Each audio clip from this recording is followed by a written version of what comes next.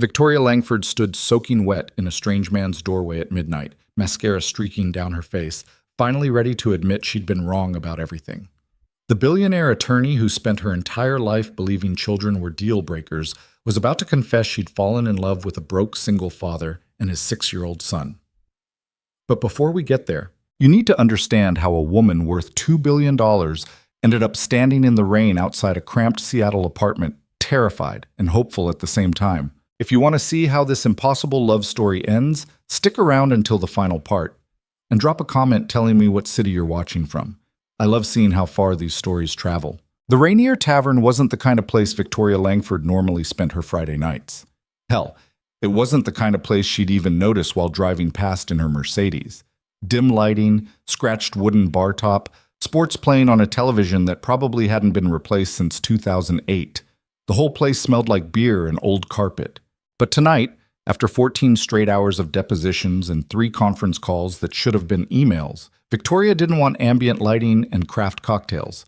She wanted somewhere nobody would recognize her, somewhere she could sit alone and drink bourbon without some tech executive trying to pitch her his app or some junior partner kissing her ass. She'd found a corner stool, ordered a Maker's Mark neat, and spent 20 minutes scrolling through work emails when someone sat down 2 seats away. Victoria didn't look up immediately. She'd perfected the art of radiating fuck-off energy in public spaces, shoulders angled away, eyes on her phone, the universal body language for not interested. Rough week? The voice was male, casual, not trying too hard. Victoria's jaw tightened. She didn't look over. Something like that. Yeah, I feel you. She heard him order a beer. Domestic, nothing fancy. Feels like Friday took about 6 years to arrive. Victoria made a non-committal sound and kept her eyes on her phone, even though she wasn't actually reading anything anymore. Most men would have taken the hint by now. Most men would have moved down the bar or gone back to their own business. Sorry, the voice said after a moment. Didn't mean to interrupt your night. I'll shut up. Something in his tone made her glance over. Not defensive, not wounded ego passive-aggressive, just genuine. The man sitting 2 stools down was probably in his early 30s, wearing a plain gray Henley with a small stain near the collar that he'd clearly tried to scrub out. Dark hair that needed a trim, tired eyes that probably matched her own. And on his jacket, hanging on the back of his stool, was a bright purple crayon mark that definitely hadn't come from any boardroom. Victoria found herself staring at that crayon mark longer than she meant to. Kid? She asked, nodding toward the jacket. The man followed her gaze and laughed, rubbing the back of his neck. Yeah, 6 years old and already a master artist. I've given up on keeping my clothes clean. How old? Oliver just turned 6 last month. Had a dinosaur-themed birthday party in our apartment. There's still streamers stuck to the ceiling that I can't reach. Victoria took a sip of her bourbon. That sounds chaotic. That's one word for it. The man smiled, and it reached his eyes in a way that felt unfamiliar to Victoria. Wouldn't trade it for anything, though. There was a pause. Victoria should have gone back to her phone, should have reinforced the walls. Instead, she heard herself ask, Just you and him? Yeah, just us. His mom left when he was 2. The man said it matter-of-factly, without bitterness or self-pity. Been figuring it out on our own ever since. Victoria's first thought came out before her filter could stop it. Must make dating complicated. You could say that. The man took a drink of his beer and Victoria saw something flicker across his face. Not anger. Something closer to resignation. Most women aren't interested once they find out I've got a kid. Or if they are interested, they're not interested in him. Just want to work around him like he's an inconvenient detail. Smart women, Victoria said, and immediately regretted it. The man looked at her then, really looked at her, and Victoria felt something uncomfortable shift in her chest. His expression wasn't hurt or offended. It was curious, like he'd just discovered something interesting. You really believe that? He asked. I believe that a child is a package deal, Victoria said, her voice cooler now, back in control. And most people don't want to come second place to someone else's kid. That's just reality. Second place. The man repeated the words slowly like he was tasting them. Is that what you think it is? Isn't it? No. He said it simply, definitively. It's not a competition. That's not how it works. Victoria felt her walls going up, the familiar armor she wore in courtrooms and boardrooms. I've seen how it works. Kids need attention, time, energy, money. They're a full-time commitment. Anyone coming into that situation is always going to be secondary. Sounds like you've got it all figured out. The man's voice was still calm, still curious, not challenging her, just listening. How many single parents have you dated? None. Then how do you know? Victoria set her glass down harder than she meant to. Common sense, logic. I've seen it play out 100 times with colleagues, clients, friends, but not yourself. No, not myself. So you're making assumptions based on other people's experiences. I'm making observations based on patterns, Victoria shot back. That's what I do for a living. I'm an attorney. I deal in facts. The man nodded slowly, and infuriatingly he smiled. Not condescending, not smug, just amused, maybe. Okay, attorney. I'm Mason, by the way. Since we're having a debate and all. Victoria hesitated. Giving her name felt like opening a door she'd meant to keep closed. Victoria. Nice to meet you, Victoria. Mason raised his beer slightly in acknowledgement. Can I ask you something? Depends on the question. When you make these observations, these patterns you mentioned, do you ever test them, or do you just accept them as truth and move on? Victoria's eyes narrowed. What are you getting at? I'm saying that maybe you're wrong. Mason said it without arrogance, without heat, just a statement. Maybe what you think you know about kids and relationships is based on incomplete information. And you're an expert on relationships? Victoria couldn't keep the skepticism out of her voice. You just told me most women don't want to date you because of your son. Most women don't, Mason agreed. But the ones who actually give it a chance, the ones who meet Oliver, spend time with us, see what our life actually looks like instead of assuming, those women usually realize it's not about coming in second place at all. Then what's it about? Mason looked at her for a long moment, and Victoria felt something dangerous in that gaze. Something that made her want to look away and keep looking at the same time. Spend time with us, he said quietly. Then decide if you still believe what you believe. Victoria laughed, but it came out sharper than she intended. You're asking me to go out with you. You don't even know me. I know you've been working yourself to death all week. I know you came to a dive bar by yourself to avoid people. I know you've got walls up so high, I'm surprised you can see over them. Mason paused. And I know you're still sitting here talking to me instead of walking away. So yeah, I'm asking. Coffee. No pressure. Just a conversation. I don't date men with kids. I'm not asking you to date me. I'm asking if you want coffee. It's the same thing. Is it? Mason's smile was infuriating in its calmness. Or are you just scared you might be wrong about something? Victoria felt heat rise in her chest. I'm not scared of anything. Then prove it. Mason stood, pulling his jacket off the back of his stool, crayon mark and all. Tomorrow, 10 a.m. There's a coffee shop on Pike called Ground Control. If you show up, great.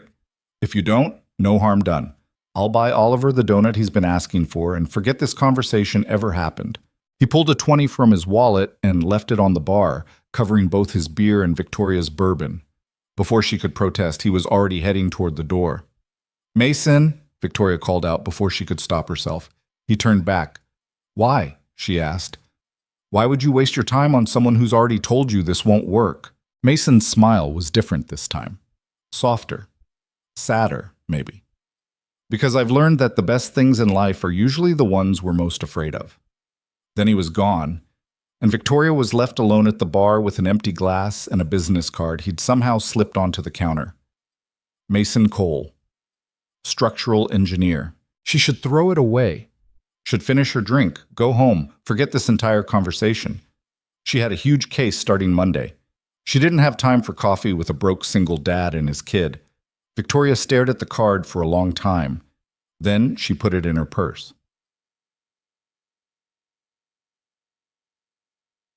The next morning, Victoria woke up in her penthouse apartment with every intention of going to the gym, reviewing case files, and absolutely not going to some coffee shop on Pike Street to meet a man she'd barely spoken to.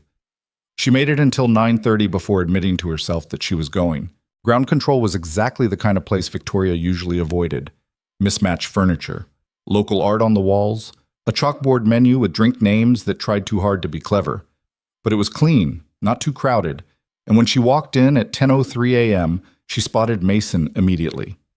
He was sitting at a corner table with a little boy who was currently explaining something very seriously, while gesturing wildly with both hands. Oliver. The kid was small for 6, all elbows and energy, wearing a striped shirt that was on backward and light-up sneakers that were definitely on the wrong feet. His hair stuck up in 3 different directions, and he had what looked like jelly on his cheek. Mason saw her first. His whole face changed. Surprise, then something warmer. Relief, maybe. "You came," he said as she approached. "I'm still deciding if that was a mistake." Victoria kept her voice neutral, professional, the armor firmly in place. "Fair enough." Mason gestured to the empty chair. "Oliver, this is Victoria. She's the friend I told you about." Oliver looked up at her with eyes that were too big for his face and said, "Do you like crows?" Victoria blinked. What?" "Crows," Oliver repeated, as if it was the most important question in the world. "Do you like them?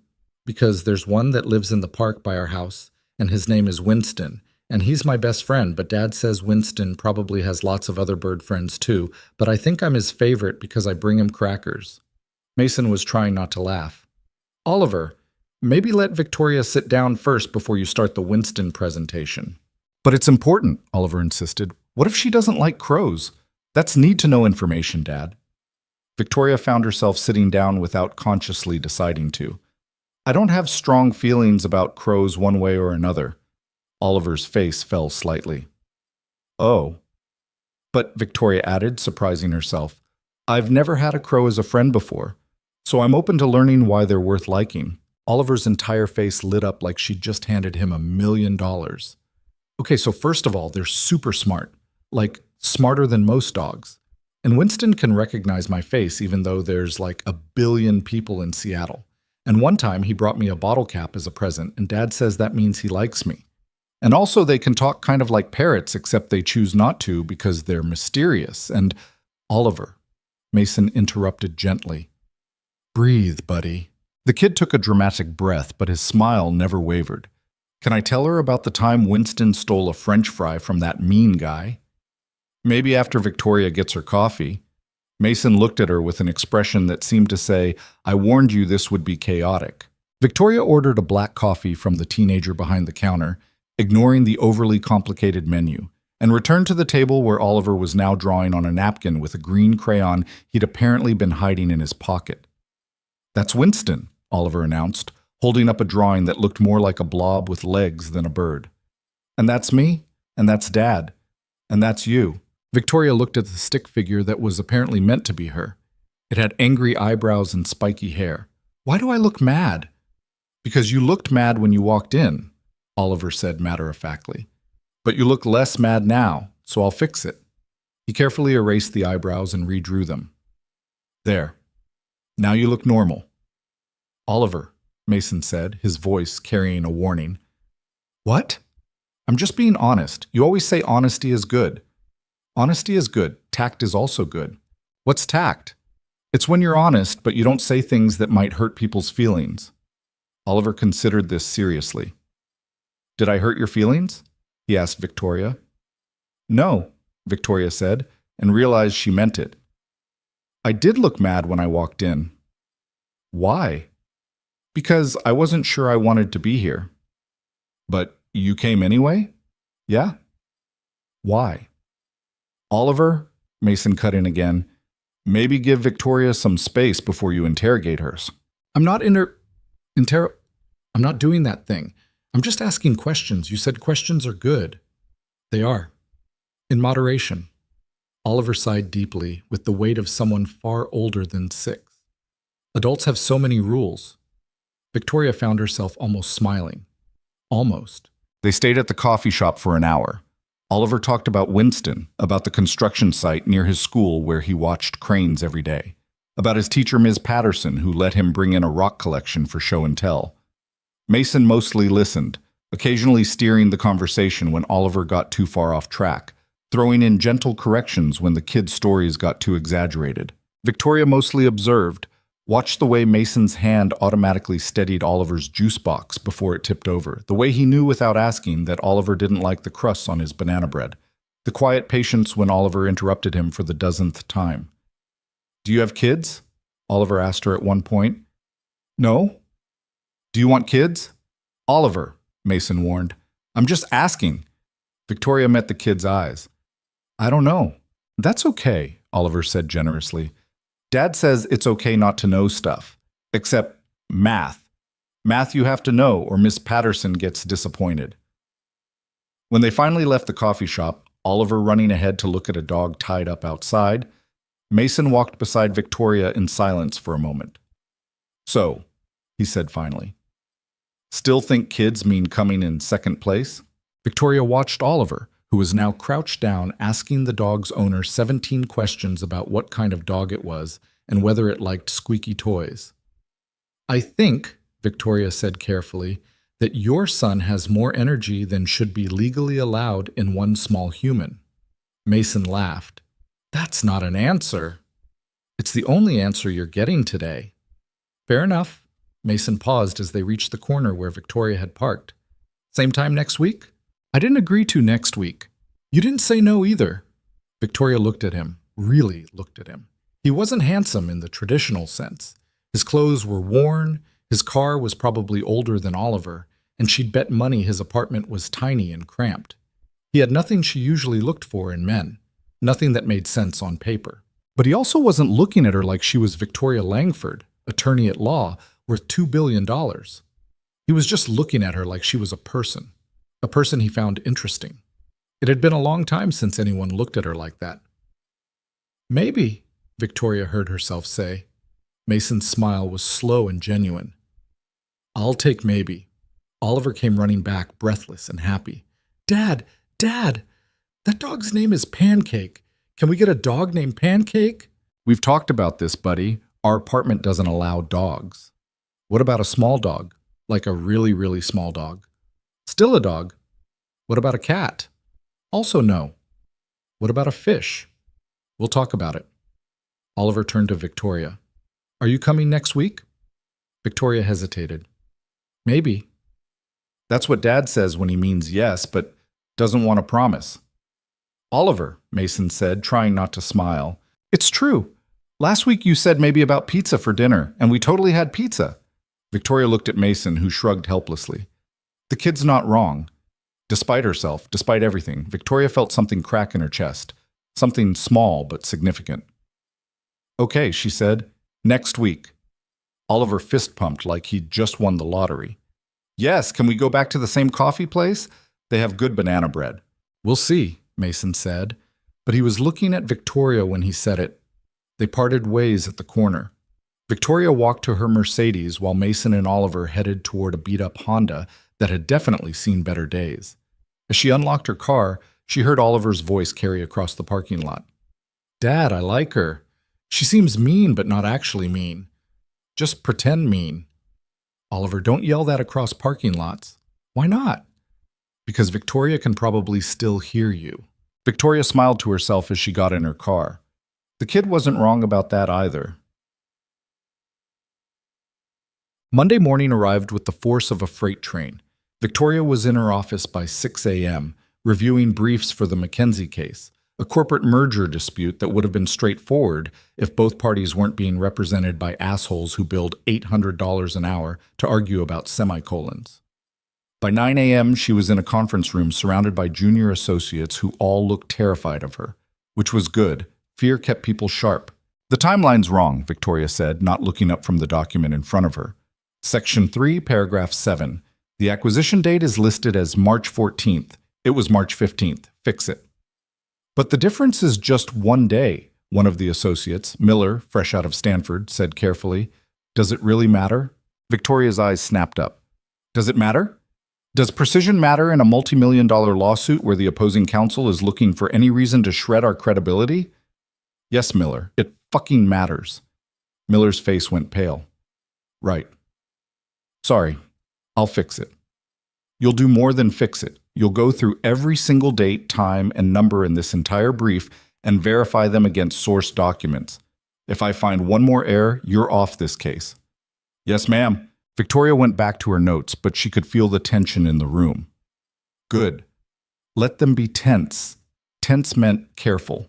Careful meant they wouldn't fuck up again. The meeting ran until noon.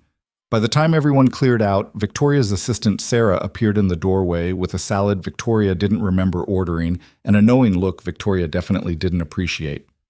You're in a mood, Sarah observed. I'm always in a mood. It's called having standards. It's called being scary. Sarah set the salad down on Victoria's desk. Half the associates think you're going to fire them. Maybe I will. You won't. They're too useful. Sarah paused. You also have 3 messages from the Hendricks firm trying to schedule settlement talks, and your mother called. Victoria's jaw tightened. Tell Hendricks I'll consider settlement when they stop lowballing my client, and tell my mother I'm busy. I already told her you're busy. She said she'll just keep calling until you answer. Then turn off my phone. You know that doesn't actually stop her. Victoria pinched the bridge of her nose. Fine. What does she want? The usual. Wants to know why you're not married yet. Wants to remind you that your cousin Jennifer just had her second baby. Wants to tell you about some son of her friend who works in finance and would be perfect for you. I'd rather eat glass. I'll let her know you're busy with prior commitments. Do that. Sarah turned to leave, then paused. You doing okay, boss? Victoria looked up, surprised. What? You just seem, I don't know, different today. More wound up than usual. I'm fine. Okay. Sarah didn't sound convinced, but she knew better than to push. Let me know if you need anything. When she was gone, Victoria sat back in her chair and stared at the Seattle skyline through her office windows. Floor-to-ceiling glass, 20th floor, a view that costs more than most people's houses. She should feel satisfied. The Mackenzie case was going well. Her client list was full. She'd made partner at 30, which was practically unheard of. Everything she'd worked for was right here in this office. So why did she feel so fucking empty? Her phone buzzed, a text from an unknown number. Oliver wants to know if you've thought about crows today. Victoria stared at the message. Then, before she could overthink it, she typed back. Who is this? The response came immediately. Mason, got your number from the business card you left on the table at the coffee shop. Hope that's okay. If not, just tell me and I'll delete it. And Victoria looked at her desk. She had left a card. Not intentionally, or maybe it had been intentional. She honestly wasn't sure anymore. It's fine, she typed back. So, crows? Despite everything, despite the shitty morning and the incompetent associates and her mother's relentless judgment, Victoria felt her mouth twitch. I haven't thought about crows. Oliver will be devastated. He spent 20 minutes this morning telling me facts about crow intelligence that I'm pretty sure he made up. Are you texting me during work hours to talk about your son's crow obsession? I'm texting you during my lunch break to make sure you didn't spend the last 3 days convincing yourself that coffee with us was a terrible idea. Victoria's fingers hovered over the keyboard. She should shut this down. Should be professional. Should remind him that she was busy and important and didn't have time for random texts about birds. It might have been a terrible idea, she typed instead. But you haven't decided yet? No. Good. Then Saturday still works? Victoria closed her eyes. She had a deposition to prep for Saturday. She had case files to review. She had a million things that mattered more than coffee with a man she barely knew. What time? 10 a.m. Same place. Oliver's already planning his Winston presentation. There's a presentation? There's always a presentation. The kid doesn't do anything halfway. Victoria found herself smiling at her phone like an idiot, which was ridiculous. She was 30 years old and texting about a 6-year-old's crow presentation like it was the most important thing on her calendar. Fine. Saturday, 10 a.m. Looking forward to it. Victoria set her phone down and tried to focus on work. She made it 15 minutes before she picked it up again and read the messages 3 more times. This was dangerous. This was stupid, but she was going anyway. Saturday came too fast and too slow at the same time. Victoria changed her outfit 4 times, settling finally on dark jeans and a cashmere sweater that probably cost more than Mason's entire wardrobe, but at least looked casual enough not to scream, "I'm trying too hard." She arrived at ground control at 9:57 a.m. and immediately regretted every decision that had led to this moment. Mason and Oliver were already there, sitting at the same corner table. Oliver was wearing a cape, an actual goddamn cape made from what looked like an old bedsheet, and holding what appeared to be a 3-ring binder. "You brought visual aids?" Victoria asked as she approached. Oliver looked up, his face serious. "Dad said if I'm going to teach you about crows, I should be organized, so I made a binder." "You made a binder?" "Well, Dad helped with the hole puncher, but the pictures are all mine." Victoria sat down and accepted the cup of black coffee Mason slid across the table to her. "You remembered how I take my coffee? You said it pretty definitively last week. Didn't seem like something that would change." Oliver was already flipping open his binder. "Okay, so first, this is a drawing of Winston, and this is a drawing of Winston's family. I don't actually know if Winston has a family, but Mrs. Patterson says all living things have families, so probably he does." For the next 45 minutes, Victoria listened to a 6-year-old's surprisingly detailed lecture on crow behavior, intelligence, and social structures. Some of it was accurate. A lot of it was definitely not. But Oliver delivered every fact with such earnest conviction that Victoria found herself nodding along. "And that's why crows are basically the best birds," Oliver concluded, closing his binder with a satisfied snap. "Questions?" "I have one," Victoria said. "Okay." "Why Winston?" Oliver blinked. "What? Why did you name him Winston? That's a pretty specific name for a crow." Oliver's face lit up. "Because he looks fancy, like he's wearing a tuxedo. And Winston sounds like a fancy name, like someone who goes to parties and drinks tiny drinks." Mason was trying not to laugh. "Cocktails. The word you're looking for is cocktails." "Yeah, those." Victoria surprised herself by smiling. "That's actually pretty good reasoning." "I know," Oliver said confidently. Then, without warning, "Do you want to come meet him?" "Meet who?" "Winston. He's usually at the park on Saturdays. We go feed him crackers." Victoria looked at Mason, who shrugged. "We usually walk over after coffee. You're welcome to join if you want. No pressure." Everything in Victoria's brain said this was where she should draw the line. Coffee was one thing. Walking to a park to feed crackers to a crow was something else entirely. "Okay," Victoria heard herself say. Oliver jumped out of his chair so fast he nearly knocked it over. "Yes, this is the best day ever!" "Oliver, inside voice," Mason reminded him. "Sorry, this is the best day ever!" Oliver whisper shouted. The park was 6 blocks away. Oliver ran ahead most of the way, occasionally circling back to make sure they were still following. Mason walked beside Victoria in comfortable silence, hands in his pockets, completely unbothered by the chaos surrounding them. "He's always like this?" Victoria asked. "Pretty much. The kid doesn't have an off switch." "That must be exhausting." "Sometimes." Mason glanced at her. "But mostly it's just him. You get used to it." They reached the park, a small neighborhood green space with a couple of benches, a rusty swing set, and a surprising number of trees for being in the middle of the city. Oliver immediately ran to a specific spot near a bench and started digging in his pockets for crackers. "This is Winston's spot," he explained very seriously. "He doesn't like the other side of the park. Too many pigeons." Victoria sat down on the bench while Oliver began making quiet clicking sounds, presumably to summon his crow friend. Mason stood nearby, watching his son with an expression Victoria couldn't quite read. "Does the crow actually show up?" she asked quietly. "Usually. Sometimes it takes a while." "And if it doesn't?" "Then Oliver makes up a story about where Winston went and we come back next week." They sat in silence for a few minutes. Oliver kept clicking and arranging crackers on the ground in what he clearly believed was an enticing pattern. Then, from somewhere in the trees above, Victoria heard a distinct caw. Oliver froze. "That's him! That's Winston!" A crow, medium-sized, glossy black feathers, looking exactly like every other crow Victoria had ever seen, landed a few feet away from the crackers. It cocked its head, studying Oliver with one beady eye. "Hi, Winston," Oliver whispered. "I brought crackers. And I brought Victoria. She learned all about crows today because of you."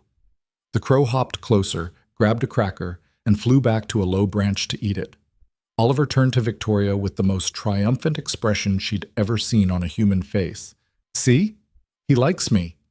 I see that, Victoria said, and meant it. For the next 20 minutes, she watched a 6-year-old feed crackers to a crow while providing running commentary on Winston's behavior, mood, and probable thoughts. Mason sat beside her on the bench, occasionally interjecting with gentle corrections when Oliver's narration got too fantastical. He's good at this, Victoria said quietly. At feeding crows? At being a dad? Mason looked surprised. Thanks. I'm just figuring it out as I go. Most people are. Yeah, but most people have a partner helping them figure it out. I'm just winging it, no pun intended. Victoria watched Oliver, who was now trying to teach Winston to respond to hand signals. His mom really just left? Yeah. Mason's voice was even, factual. She was 24 when she got pregnant. I was 26. We weren't married, barely knew each other honestly. When Oliver was born, I think she tried. For about 2 years she tried. But she wasn't ready to be a mom, and every day it got harder for her. One morning I woke up and she was just gone. Left a note saying she couldn't do it anymore. That must have been hard. It was terrifying. I had no idea what I was doing. Still don't most days, but Oliver needed me, so I figured it out. Do you resent her? Mason considered the question. I did at first, but now? I mostly just feel bad for her. She's missing out on this amazing kid. That's her loss, not mine. Victoria watched the crow hop closer to Oliver's outstretched hand. Do you ever hear from her? Birthday cards sometimes. Christmas. She sends child support checks that I put in Oliver's college fund, but she hasn't asked to see him in 4 years. Does Oliver remember her? Not really. He knows he has a mom somewhere, but she's not real to him, you know? She's just an idea. Does he ask about her? Sometimes. I tell him the truth, that she loved him but wasn't ready to be a parent, and sometimes grown-ups make hard choices. He usually accepts that and moves on. Kids are resilient like that. Victoria didn't know what to say to that, so she said nothing. They sat in comfortable silence while Oliver continued his crow negotiations. Eventually, Oliver ran back over, breathless and happy. Winston ate 7 crackers. That's a new record. That's great, buddy, Mason said. But we should probably head home soon. You've got a book report to finish, remember? Oliver's face fell. But I don't want to do my book report. I know, but it's due Monday. Can Victoria help me? Both Mason and Victoria froze. Oliver, Mason said carefully. Victoria's busy. She doesn't have time to, I have time, Victoria interrupted, surprising herself. Again. Mason looked at her. You don't have to be. I know I don't have to, but if Oliver wants help with his book report, I can help. Oliver's eyes went wide. Really? Really? What book did you read? Charlotte's Web. It's about a pig and a spider who are best friends, and it's really sad at the end, but also kind of happy. Victoria stood up. Okay, let's go write a book report. Mason's apartment was exactly what Victoria expected. Small, cramped, organized chaos. The kitchen was barely big enough for one person, let alone 3. The living room had a couch that had definitely seen better days and a TV that was older than Oliver. But it was clean, and there were drawings on the fridge, and it smelled like coffee and something baking. Sorry about the mess, Mason said, moving a pile of laundry off the couch. I wasn't expecting company. It's fine, Victoria said, and meant it. Oliver was already dragging her toward a tiny kitchen table that was covered in crayons, paper, and what looked like half a dinosaur puzzle. Okay, so I read the book and I liked it, but I don't know what to write about. Victoria sat down across from him. Tell me about the story. Well, there's this pig named Wilbur, and he's going to get killed and turned into bacon. But then Charlotte the spider saves him by writing words in her web, and everyone thinks it's a miracle, and Wilbur doesn't die, but then Charlotte dies, and it's really sad, and I cried. Those are all good details, Victoria said, but your report needs a focus. What did you learn from the story? Oliver thought hard. That spiders are nice? Deeper than that. That friendship is important? Getting warmer. Oliver scrunched up his face in concentration. That sometimes animals, characters, do nice things even when it's hard? Victoria nodded. That's good. Charlotte worked really hard to save Wilbur even though it was difficult for her. That's called sacrifice. What's sacrifice? Mason, who'd been watching from the kitchen, spoke up. It's when you give up something important to help someone you care about. Like when you work extra shifts so we can afford my new shoes, Oliver asked. Mason's expression softened. Yeah, buddy, like that. Oliver turned back to Victoria. Okay, so my book report is about sacrifice? It can be, or it can be about friendship, or it can be about how sometimes the smallest people, or spiders, can make the biggest difference. I like that one. For the next hour, Victoria helped Oliver outline his book report, guiding him through each paragraph, teaching him how to structure his thoughts. Mason brought them snacks, apple slices and peanut butter, and then quietly disappeared into the kitchen to start dinner. By the time they finished, Oliver had a complete draft written in his 6-year-old handwriting, full of misspellings and grammatical errors, but structurally sound. This is really good, Victoria said, and meant it. You think Miss Patterson will like it? I think she'll be impressed. Oliver beamed. Then, without warning, he threw his arms around Victoria in a fierce hug. Thank you for helping me. Victoria froze. She couldn't remember the last time someone had hugged her like that, completely unself-conscious, without agenda or expectation, just pure gratitude. Slowly, carefully, she hugged him back. You're welcome, Oliver. When Oliver finally let go, he ran off to show his dad the finished report, leaving Victoria sitting alone at the table feeling something unfamiliar and uncomfortable in her chest. Mason appeared a few minutes later. Thank you for doing that. You didn't have to. I know. Stay for dinner? Victoria should say no. Should make an excuse, should maintain the distance she'd spent her entire adult life perfecting. What are you making? Spaghetti. Nothing fancy, but there's enough for 3. Victoria looked at the tiny kitchen, the cramped apartment, the man standing in front of her wearing an old t-shirt, and looking at her like she was someone worth knowing. Okay, she said quietly. I'll stay. Dinner was chaos. Oliver talked non-stop. Mason kept having to tell him to chew with his mouth closed, and Victoria ate spaghetti at a wobbly table while listening to a detailed explanation of why dinosaurs were better than dragons, even though dragons could fly. It was nothing like the quiet, controlled dinners Victoria usually had. Nothing like the expensive restaurants or catered events she attended. It was loud and messy and completely unpolished, and Victoria couldn't remember the last time she'd felt this comfortable. When dinner was over and Oliver was finally winding down, Mason walked Victoria to the door. Same time next week? He asked. Victoria looked back at the apartment, at Oliver, who was now building something complicated with blocks on the living room floor, his cape still tied around his neck. Yeah, she said. Same time. Mason smiled. Good. Victoria left the apartment and drove home in her Mercedes, back to her penthouse with its perfect view and expensive furniture, and complete silence. She sat on her pristine white couch and looked around at the life she'd built. Everything in its place. Everything controlled. Everything exactly how she wanted it. Everything except the part of her that wanted to be back in that cramped apartment, eating cheap spaghetti and listening to a 6-year-old talk about crows. Victoria pulled out her phone and stared at Mason's last text message. Then, before she could overthink it, she typed, "Tell Oliver his book report was really good. He should be proud."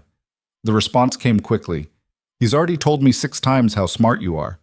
Pretty sure you're his new favorite person. What about Winston? Winston's a crow. Your people. Different categories. Victoria smiled despite herself. Good night, Mason. Good night, Victoria. She set her phone down and sat in the silence of her perfect apartment, knowing with absolute certainty that she was in trouble. The kind of trouble that started with coffee and ended with a broken heart. But she was going back next Saturday anyway. The following Saturday turned into the Saturday after that, which turned into a Tuesday coffee before work, which turned into Victoria finding herself at Mason's apartment on a Thursday night helping Oliver build a model volcano for his science project while Mason burned dinner in the kitchen. It's not supposed to smoke like that, Oliver observed, watching gray clouds drift from the oven. I'm aware, Mason called back, waving a dish towel at the smoke detector before it could go off. Victoria mixed baking soda and vinegar in a measuring cup while Oliver positioned his papier-mâché mountain on a cookie sheet lined with newspaper. Your dad's not much of a cook, is he? He tries really hard, Oliver said loyally, but mostly we eat a lot of sandwiches. And cereal, Mason added, appearing from the kitchen looking defeated. Dinner's ruined. Pizza? Again? Oliver asked. Unless you want sandwiches. Pizza's fine. Victoria watched this exchange with something uncomfortably close to affection. 3 weeks ago, she'd been sitting in her office eating a $12 salad and billing clients $300 an hour. Now she was covered in paste and newspaper, about to eat cheap pizza in an apartment smaller than her closet. And she wasn't entirely sure when she'd stopped minding. Mason ordered the pizza while Oliver carefully poured the vinegar mixture into his volcano. The eruption was underwhelming, more sad fizz than explosive lava, but Oliver acted like they'd just launched a rocket to Mars. Did you see that? Did you see it? That was so cool. Very cool, Victoria agreed, brushing dried paste off her sleeve. Her sweater probably cost $800. She should care more about ruining it. Can we do it again? We should probably save some for the actual presentation, Mason said, returning from the kitchen. Pizza's on its way? 20 minutes. Oliver was already mixing more vinegar. Just one more time, please? Fine. One more. They ended up doing 4 more eruptions before the pizza arrived.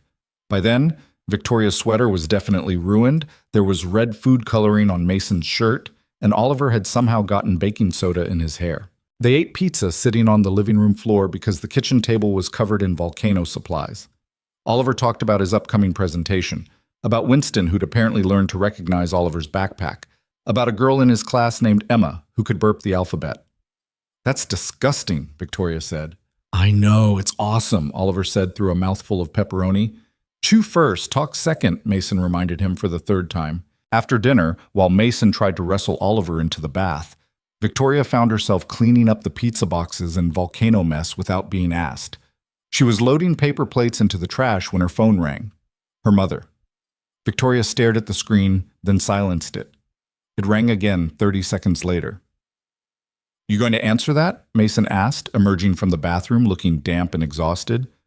No. Important? The opposite of important. Mason didn't push, which Victoria appreciated. He just grabbed 2 beers from the fridge and handed her one. Oliver's got 20 minutes before bedtime. Fair warning, he's going to try to negotiate for more. Don't fall for it. I'm an attorney. I negotiate for a living. Yeah, but you've never negotiated with a 6-year-old. They have no shame and infinite energy. Mason was right. Oliver emerged from the bathroom in dinosaur pajamas and immediately launched into why he should be allowed to stay up late. His arguments included, it was Thursday, which was basically Friday, which was basically the weekend. He wasn't even tired, delivered mid-yawn, and Victoria was here, which made it a special occasion. Nice try, Mason said. Bed in 20 minutes. 15 minutes? 20. Can Victoria read me a story? Both Mason and Victoria froze. Buddy, Victoria doesn't have to. I can read you a story, Victoria interrupted. Oliver's face lit up. Really? Really? Pick a book. Oliver ran to his room and returned with an armful of books that he dumped on the couch beside Victoria. You can pick, but not the one about vegetables because it's boring and Dad only makes me read it because he thinks I need to learn about nutrition. Mason rubbed his face. That is not why. You know what? Never mind. Victoria sorted through the pile and pulled out a worn copy of Where the Wild Things Are. This one? That's a good one, Oliver said, climbing onto the couch beside her. Max gets in trouble, but then he becomes king of the monsters and has a wild rumpus, which is basically a big party, but Dad says I can't have a wild rumpus in the apartment because the neighbors will complain. That's exactly why, Mason confirmed. Victoria opened the book and started reading. Oliver leaned against her shoulder, smelling like cheap kid shampoo and toothpaste. His hair was still damp, leaving a wet spot on her ruined sweater. She should mind, should pull away, should maintain some kind of boundary. Instead, she kept reading. By the time Max sailed back home to his bedroom where his dinner was waiting, Oliver was fighting to keep his eyes open. Mason scooped him up without a word and carried him to bed. Victoria could hear their quiet voices from the other room. Mason doing the bedtime routine he'd probably done 1,000 times, Oliver asking for water and one more story and 5 more minutes. When Mason finally emerged, he looked exhausted. Sorry about that, he gets attached fast. It's fine. Is it? Mason sat down beside her on the couch. Not too close, but close enough that Victoria was aware of exactly how much space existed between them. Because you look uncomfortable. I'm not uncomfortable. You're sitting like you're about to bolt. Victoria forced herself to relax her shoulders. I don't know how to do this. Do what? This. She gestured vaguely at the apartment, at the volcano mess still spread across the table, at the closed door where Oliver was probably already asleep. I don't know how to be around kids. I don't know what I'm doing here. You're having pizza and helping with homework, that's all. It feels like more than that. Mason was quiet for a moment. Is that a bad thing? Victoria didn't answer because she didn't know. Everything about this situation defied logic. Mason was broke, raising a kid alone, living in a cramped apartment with no prospects for advancement. On paper, he was exactly the kind of person Victoria would never give a second glance. But he was also kind, patient, real in a way nobody in her world ever was. And Oliver was funny and exhausting and completely himself without apology.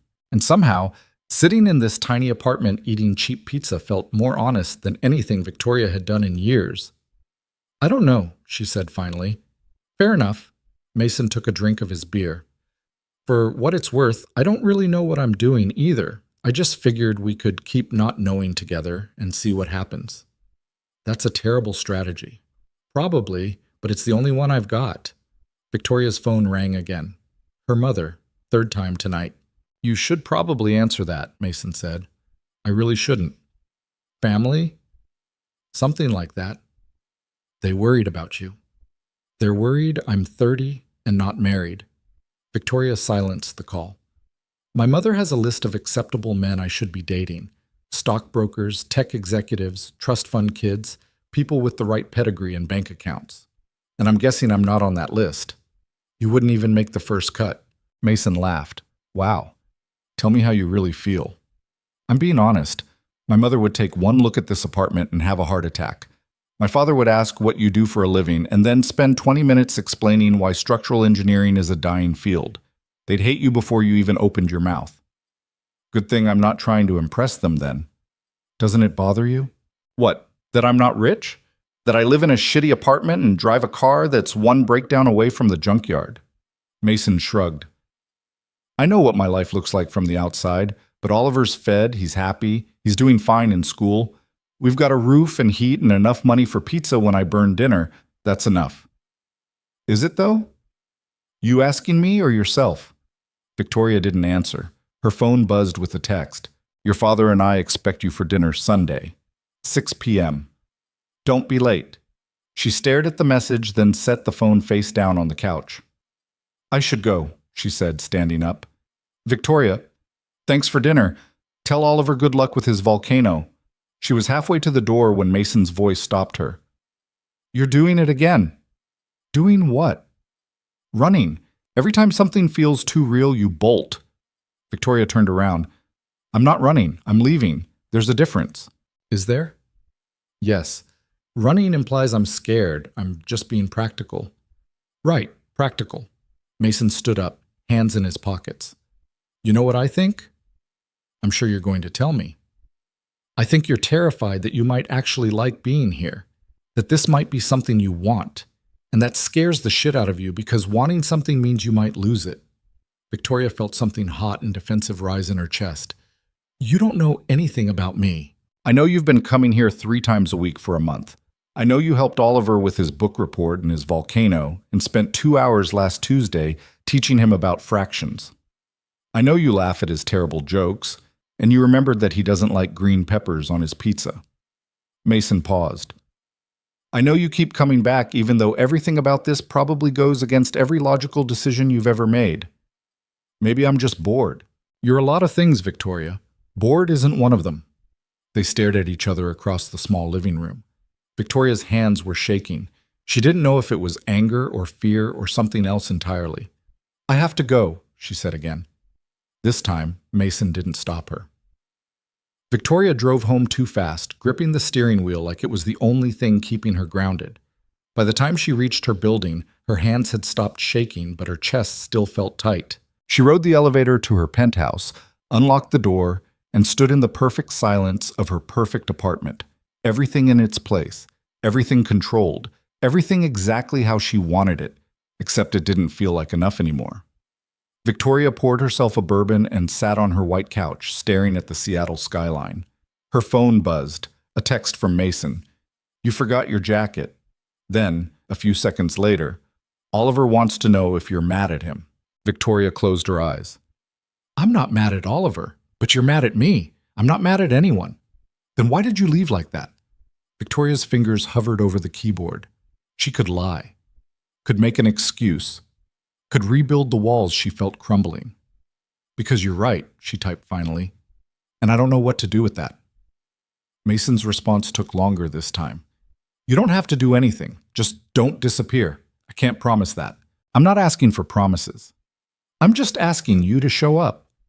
Victoria set her phone down and finished her bourbon in one long swallow. Then she picked up her phone again and did something she hadn't done in years. She called her mother back. "Victoria, finally, I've been trying to reach you all evening." "I know, Mom, I was busy." "Too busy for your own mother? Really, Victoria, you could at least—" "I can't make dinner Sunday." There was a pause. "What do you mean you can't make dinner? We already made reservations." "Cancel them. I have plans." "What plans could possibly be more important than family dinner?" Victoria looked around her empty apartment. "I'm seeing someone." Another pause, longer this time. "You're dating someone? Why didn't you tell me? Who is he? What does he do?" "He's a structural engineer." "Oh." Her mother's voice brightened considerably. "Well, that's wonderful, darling. Engineers do very well. Is he with a good firm? Does he have his own practice?" "He works for a construction company, and he has a 6-year-old son." The silence that followed was deafening. "He has a child?" Her mother's voice had gone cold. "Victoria, please tell me you're not seriously involved with a single father." "I'm telling you I can't make dinner Sunday." "This is unacceptable. Do you have any idea what kind of complications you're walking into? A child means custody arrangements, child support, a whole mess of legal issues. Not to mention the child himself. You'd be expected to play stepmother to some other woman's—" "His name is Oliver," Victoria interrupted. "And he's 6 years old and obsessed with crows, and he's one of the best people I've ever met." "Victoria, you need to think clearly about this. You're a successful attorney with an incredible career ahead of you. Why would you saddle yourself with someone else's responsibilities? There are plenty of available men without children who would be much better suited—" "I have to go, Mom." "Victoria Ann Langford, don't you dare hang up on—" Victoria ended the call and turned her phone off completely. Then she sat in the silence and waited for the guilt to hit. It didn't come. Instead, she felt something close to relief. The next morning, Victoria showed up at ground control at 10 a.m. like nothing had happened. Mason was already there with Oliver, who was wearing his cape again and coloring aggressively on a stack of napkins. "You came," Oliver said, looking up with a relieved smile. "I said I would." "Yeah, but Dad said sometimes grown-ups say they'll do things, and then they don't because life gets complicated." Oliver shot a pointed look at Mason. "But I said you weren't like that." "Oliver," Mason said quietly. "What? I'm just saying Victoria's reliable. That's a compliment." Victoria sat down across from them. Accepting the coffee, Mason slid toward her. "Thanks." "For the coffee or for not asking questions?" "Both." They fell into an easy rhythm after that. Oliver talked about a math test he'd aced and a substitute teacher who let them have extra recess. Mason listened and nodded and reminded Oliver to use his napkin. Victoria drank her coffee and watched them and tried to figure out what the hell she was doing. After an hour, Oliver announced he needed to use the bathroom and ran off, leaving Victoria and Mason alone at the table. "About last night," Victoria started. "You don't have to explain." "I want to." She took a breath. "I told my mother about you. About Oliver." Mason's eyebrows went up. "How'd that go?" "About as well as you'd expect. She thinks I'm insane. My father will probably agree once she tells him." "And what do you think?" Victoria looked at him, really looked at him. Tired eyes, worn shirt, coffee he probably couldn't really afford, but bought anyway because it was their routine now. "I think I'm still figuring it out," she said honestly. "But I'm here. That has to count for something." "It counts for everything." Oliver came running back, cape flying behind him. "Can we go see Winston? I brought extra crackers today because last week he looked hungry." "Crows always look hungry, buddy. That's kind of their thing." "But what if he really is hungry and we didn't bring enough crackers and he gets sad?" Mason looked at Victoria. a silent question in his eyes. Yeah, Victoria said. Let's go feed your crow. They walked to the park together, Oliver running ahead like always, Mason beside Victoria matching her pace. It was starting to rain, the light Seattle mist that wasn't quite rain but wasn't quite dry either. You hate this weather, Mason observed. What makes you say that? You're from California originally, right? I heard you on the phone with a client last week. You mentioned growing up in San Diego. You were listening to my phone calls? You were having them in my living room. Kind of hard not to. Victoria pulled her jacket tighter. Yeah, I'm from San Diego. Moved here for law school and just stayed. Miss the sunshine? Sometimes, but Seattle has its moments. Like feeding crackers to crows in the rain? Exactly like that. They reached the park. Oliver was already at Winston's spot, setting out crackers in an elaborate pattern that definitely had some kind of 6-year-old logic behind it. The crow showed up within minutes, cawing from a nearby branch before swooping down to investigate the offerings. He came, Oliver whispered excitedly. He always comes when I call him. You didn't call him, Mason pointed out. You just put out crackers. That's how crows know you're calling them, with crackers. Right, Victoria? Victoria sat down on the wet bench, not caring that her pants were getting damp. Seems reasonable to me. For the next 20 minutes, they watched Oliver commune with his crow. Winston seemed particularly bold today, hopping closer than usual, tilting his head at Oliver's running commentary. Do you think he understands English? Oliver asked seriously. Probably not, Mason said. But what if he does? And he's just pretending not to because crows are mysterious. Then he's the best actor in the animal kingdom. Oliver considered this. I should test him. Winston, if you understand me, caw twice.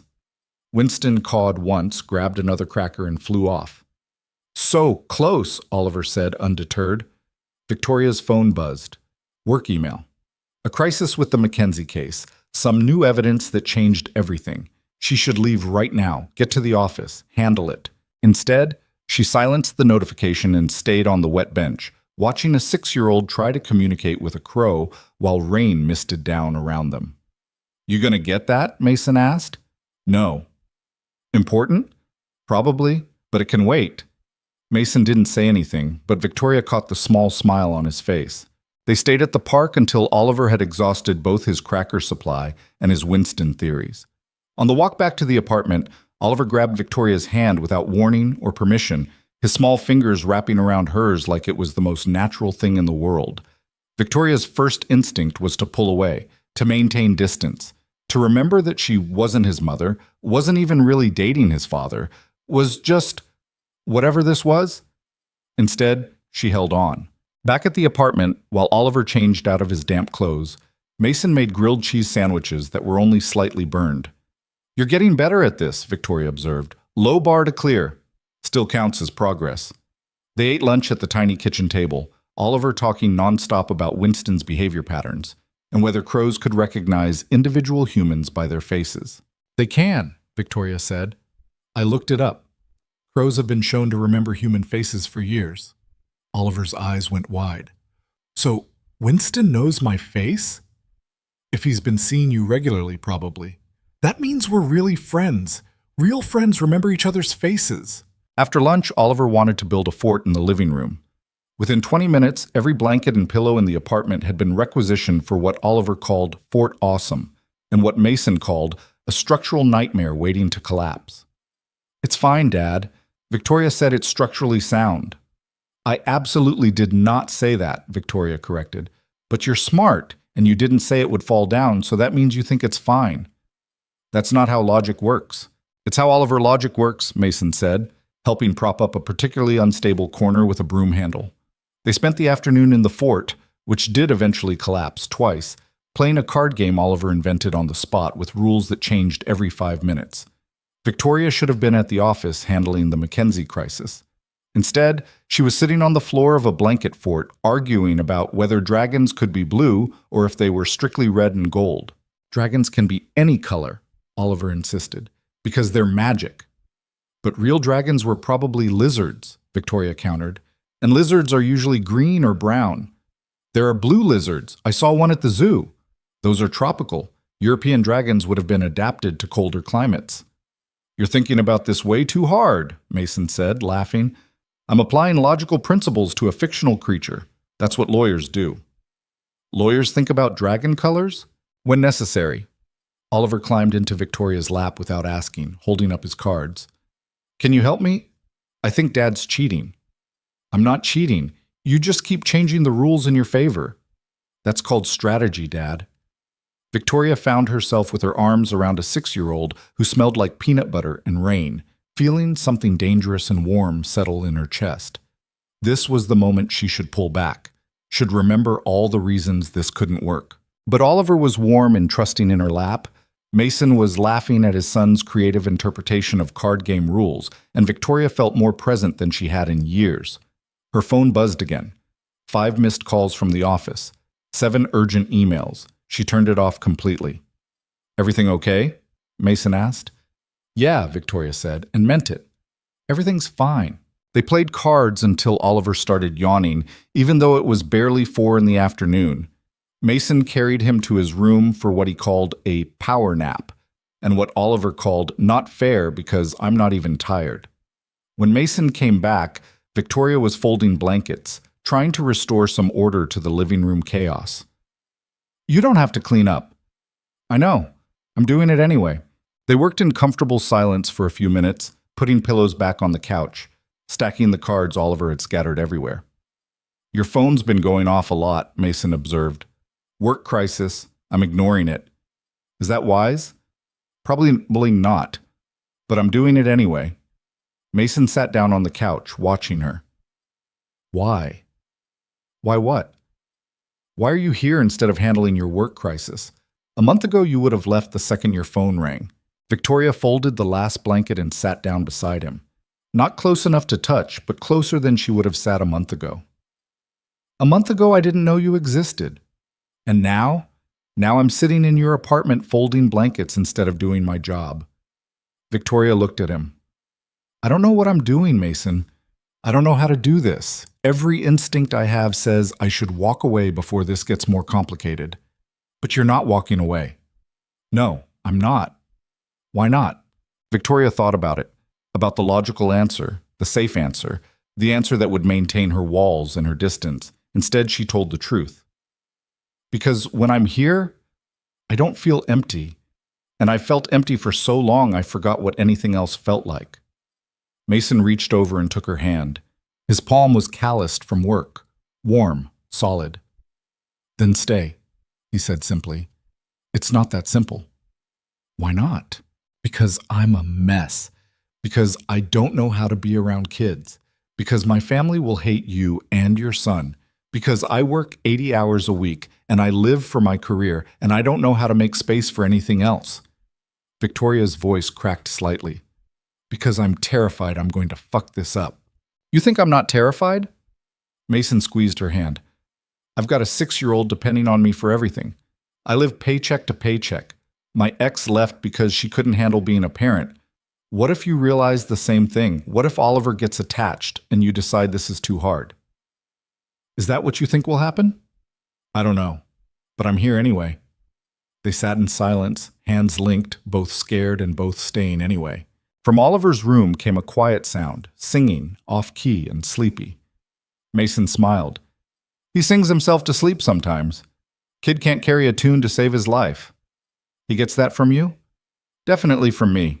Victoria listened to Oliver's terrible singing and felt something shift in her chest, something final and terrifying and completely inevitable.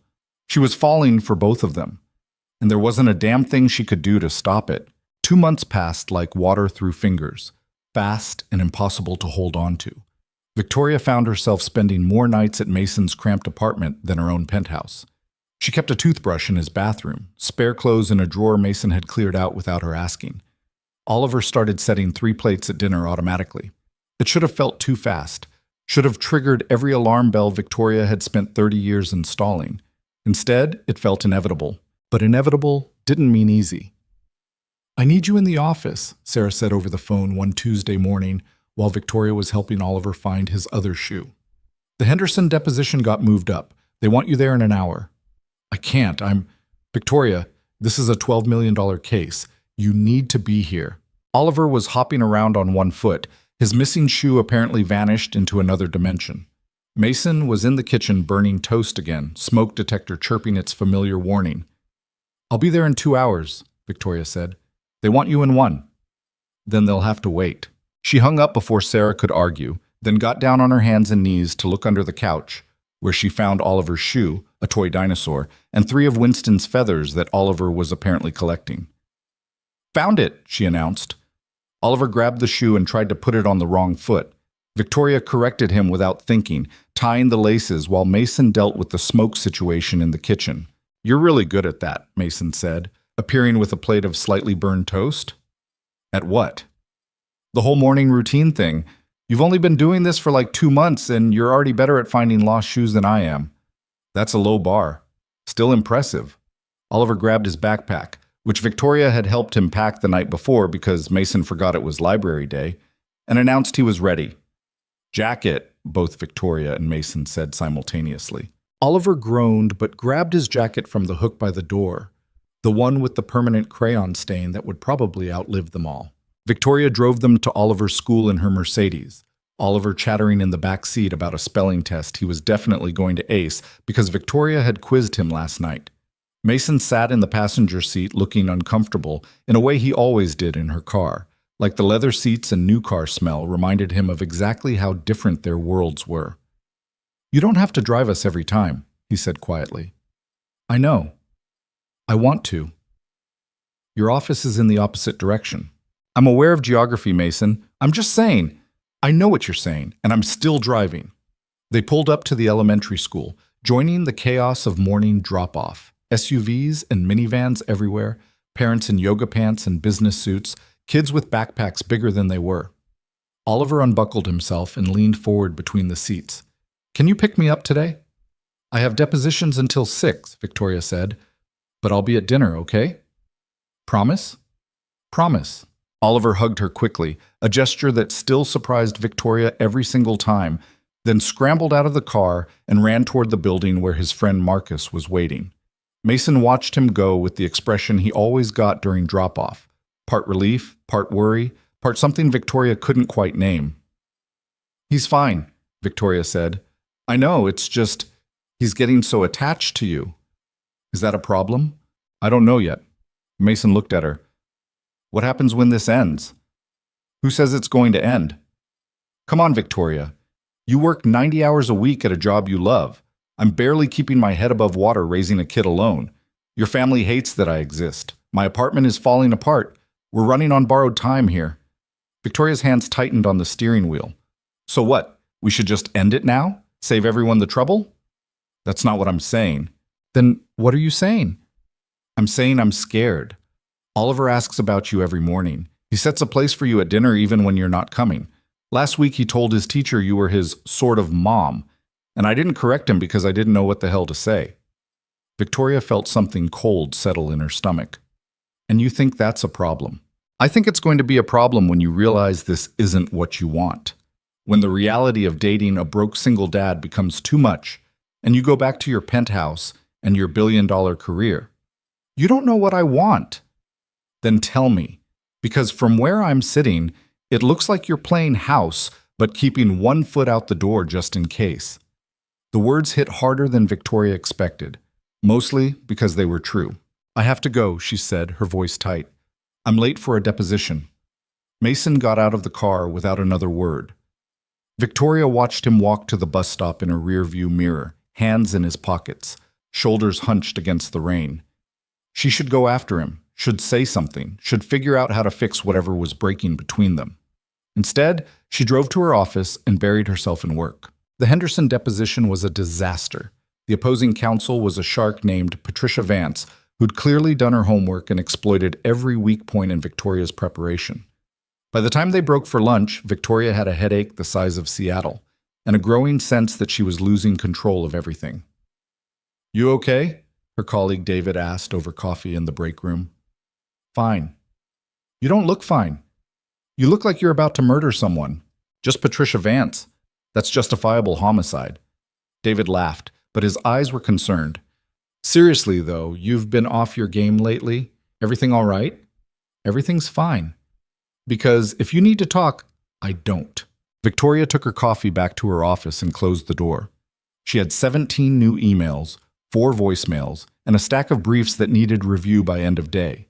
She should focus, should compartmentalize, should do what she'd always done, put work first and deal with personal shit later. Her phone buzzed. A text from Mason. Sorry about this morning. That wasn't fair. Victoria stared at the message for a long time before responding. You weren't wrong. That doesn't mean I should have said it like that. We should talk. Yeah. Tonight? I'll be there after work. Victoria set her phone down and tried to focus on the Henderson case. She made it 20 minutes before picking up her phone again and scrolling back through her messages with Mason. 2 months of texts. Good morning messages, photos of Oliver's latest drawings, complaints about burned dinners, questions about whether she preferred red or white wine. A whole relationship built in fragments between her real life.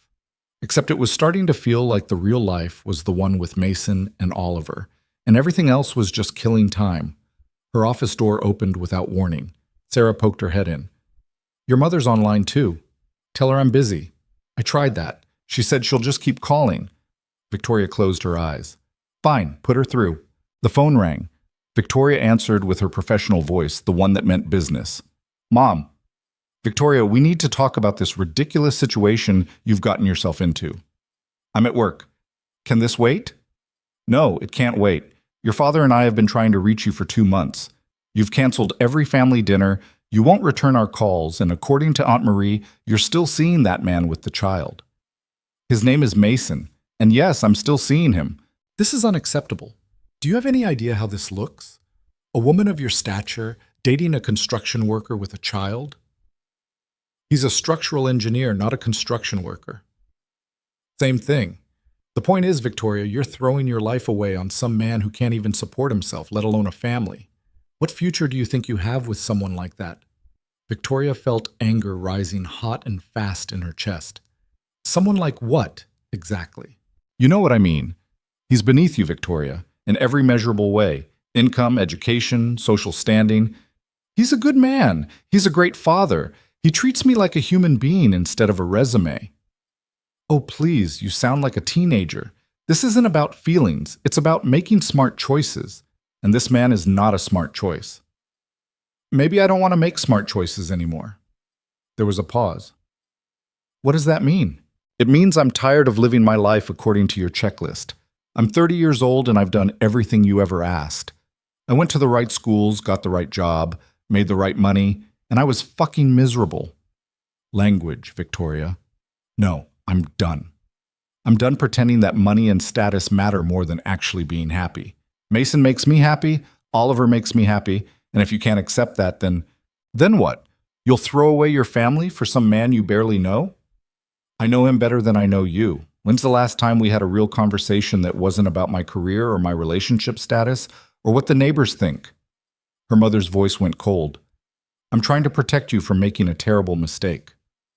The terrible mistake was spending 30 years trying to be the daughter you wanted instead of the person I am. Victoria, I have to go. I have actual work to do. Victoria hung up before her mother could respond. Her hands were shaking. In 30 years, she'd never spoken to her mother like that, never pushed back, never stood her ground. It felt terrifying and liberating in equal measure. Sarah appeared in the doorway again, looking nervous. Everything okay? I could hear you from my desk. Everything's fine. Is the Henderson team ready to reconvene? In 20 minutes. But Victoria, if you need... I don't. Let's just get through this deposition. The afternoon was worse than the morning. Patricia Vance was relentless, and Victoria's focus was shot. By the time they wrapped at 6 p.m., Victoria knew she'd lost ground she couldn't afford to lose. She sat in her office after everyone left, staring at case files that might as well have been written in another language. Her phone showed 3 missed calls from her mother, 2 from her father, and 1 text from Mason. Oliver made dinner. Well, he helped. It's only slightly burned. You coming? Victoria looked around her office. 20 floors above the city. Floor-to-ceiling windows. A view that cost more than Mason made in a year. None of it mattered. She grabbed her coat and left. Traffic was hell. By the time Victoria reached Mason's apartment building, it was almost 8 p.m. She sat in her car for 5 minutes, trying to figure out what she was going to say. How to explain that she was falling apart, that her mother was right about one thing, this didn't make sense on paper, that Mason was right too. She was keeping one foot out the door because she was terrified of what would happen if she fully committed. Before she could figure it out, her phone buzzed. A picture from Oliver. Blurry, slightly out of focus. Winston the Crow sitting on a park bench. Below it, I thought maybe you were worried. Winston wanted to say hi. Victoria stared at the photo. At a crow she'd never given a damn about 2 months ago. At a message from a 6-year-old who somehow knew exactly what she needed. She got out of the car and went inside. Mason opened the door before she could knock, like he'd been waiting by it. He looked tired, worried. "Hey," he said quietly. "Hey, rough day?" You could say that. Oliver appeared behind Mason, wearing his dinosaur pajamas and carrying what looked like a plate of cookies. "Victoria, you came. I told Dad you would come because you promised, and you always keep promises." "Oliver, give her a second to breathe," Mason said. But Oliver was already dragging Victoria inside, pulling her toward the kitchen where dinner was waiting. Spaghetti again, slightly burned garlic bread, a salad that was mostly lettuce and nothing else. "I helped make everything," Oliver announced proudly. "Dad only burned the bread a little bit, and I made cookies for dessert, but they're kind of flat because I forgot the baking powder, but Dad says they'll still taste good." Victoria looked at the table. 3 plates set out, 3 glasses of water, a slightly wilted flower in a jelly jar that Oliver had probably picked from the apartment building's landscaping. "It looks great," she said, and her voice cracked slightly. Oliver beamed. "Sit, you have to try the cookies." They ate dinner with Oliver narrating every detail of his day.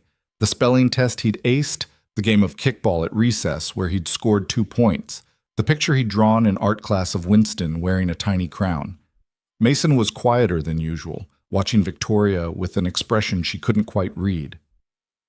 After dinner, while Mason wrangled Oliver into bed, Victoria cleaned up the kitchen.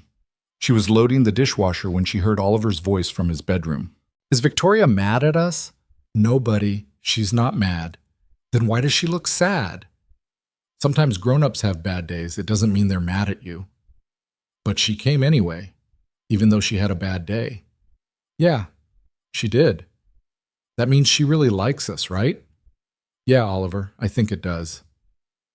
There was a pause, then Oliver's voice again, smaller this time. "Do you think she'll stay?" Victoria's hands froze on the plate she was washing. "I don't know," Mason said quietly. "I hope so." "Me too. Because I really like her. Like, a lot." "I know you do." "Do you like her a lot too?" "Yeah, buddy, I do." "Then we should make her stay. Like maybe we could be extra good and not burn stuff, and I could clean my room without you asking, and Oliver, it doesn't work like that. Victoria has to make her own choice. We can't make her stay if she doesn't want to." "But what if she wants to, but she's just scared? Like how I was scared to try the monkey bars, but then I did it, and it was awesome?" Mason laughed softly. "Adults are more complicated than monkey bars." "That's stupid. Nothing should be more complicated than monkey bars. Those are really hard." Victoria set the plate down carefully, trying not to make noise. She shouldn't be listening to this. Should announce herself. Should give them privacy. But she couldn't move. "Go to sleep, buddy," Mason said. "Victoria will still be here in the morning. Promise?" "I can't promise that, but I hope so." Victoria heard the sound of covers rustling, Mason's footsteps moving toward the door. She quickly went back to washing dishes, pretending she hadn't heard anything. Mason appeared in the kitchen doorway a few minutes later. They stood in silence while Victoria finished the last plate. "You heard that," Mason said. It wasn't a question. "Yeah." "All of it?" "Yeah." Mason leaned against the counter. "Look, I know this morning was—" "You were right," Victoria interrupted, "about everything. I'm keeping one foot out the door. I'm scared of committing, and I have no idea what I'm doing." "Victoria, let me finish." She dried her hands on a dish towel, trying to find the words. "I had the worst day. My mother called and told me I was throwing my life away. The deposition was a disaster. I'm losing a case I should be winning. Everything is falling apart." "So why are you here?" "Because this is the only place that makes sense anymore." Victoria's voice broke. Because Oliver sent me a picture of a fucking crow, and somehow that was exactly what I needed. Because you burned dinner and your apartment is falling apart and you have nothing I'm supposed to want, but when I'm here, I feel like I can actually breathe. Mason crossed the small kitchen in 2 steps and pulled her into his arms. Victoria let herself be held, her face pressed against his chest, breathing in the smell of burned garlic bread and cheap laundry detergent. "I'm so scared," she whispered. "Of what?" "Of this. Of losing this. Of fucking it up. Of Oliver getting hurt. Of you realizing I'm not what you need." "Hey!" Mason pulled back just enough to look at her. "You think I'm not terrified? I've got a kid who's already calling you his sort of mom. If this doesn't work out, I'm not the only one who gets hurt. So what do we do?" "I don't know. But I know running doesn't work. I tried that for 2 years after Oliver's mom left. Kept everyone at arm's length. Convinced myself we were fine on our own. And we were fine. But we're better with you here. What if I can't do this? What if I'm too selfish or too damaged, or you made it to dinner on the worst day of your life? You helped my kid with his homework when you had depositions to prep. You learned about crows for no reason except that it mattered to Oliver." Mason tucked a strand of hair behind her ear. "You're already doing it, Victoria. You're just too scared to admit it." Victoria closed her eyes. "I yelled at my mother today, told her I was done living my life according to her rules. How'd that feel?" "Terrifying. And kind of amazing. That's how this feels too. Terrifying and amazing. What if amazing isn't enough? What if it is?" They stood in the tiny kitchen, holding each other while the refrigerator hummed and rain pattered against the windows. Victoria felt something loosening in her chest, something she'd been holding on to for too long. "I need to tell you something," she said quietly. "Okay. I'm falling in love with you, both of you, and that scares me more than anything I've ever felt." Mason was quiet for a long moment. Then he said, "Good." "Good?" "Yeah, because I'm already in love with you, and I've been scared shitless you were going to realize you could do better and leave." Victoria pulled back to look at him. "Better than you? I'm a broke single dad with a kid, Victoria. You're a billionaire attorney who could have anyone. I don't want anyone. I want you. I want Oliver. I want burned dinners and blanket forts and pictures of crows."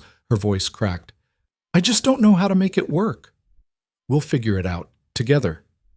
What if we can't? Then we'll fail together. But at least we'll have tried." Victoria kissed him then, desperate and scared and full of too many feelings to name. Mason kissed her back like she was the answer to a question he'd been afraid to ask.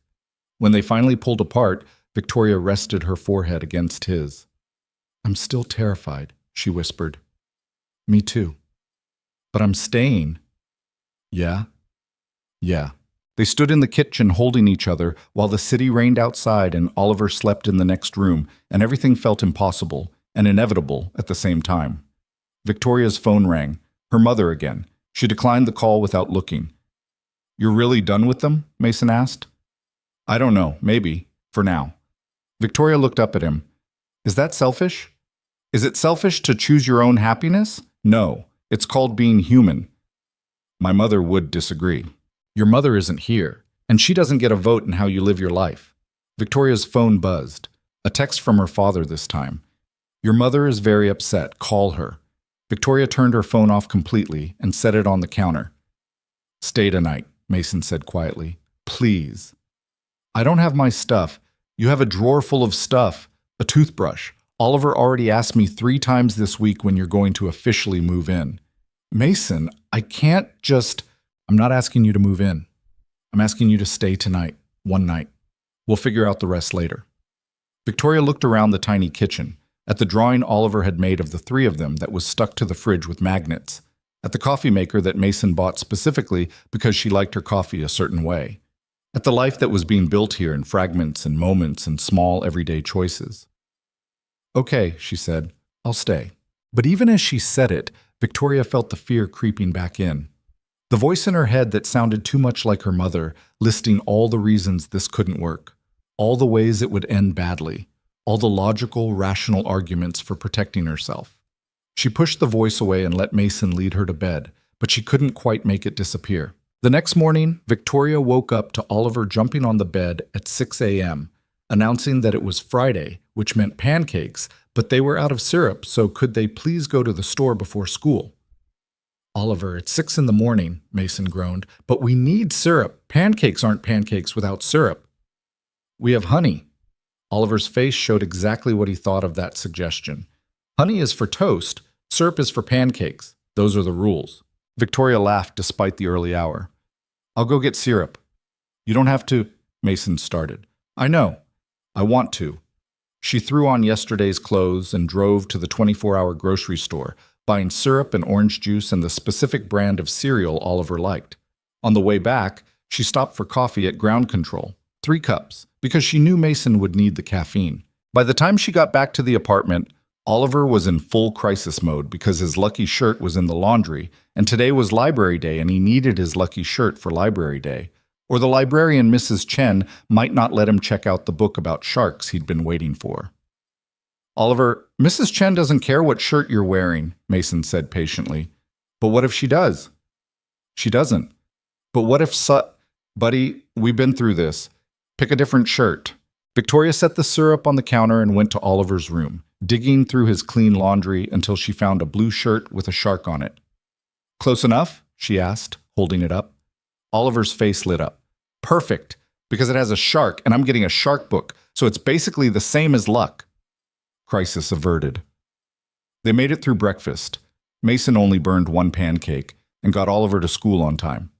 As they pulled up to drop off, Oliver turned to Victoria. Are you going to be here when I get home? Victoria hesitated.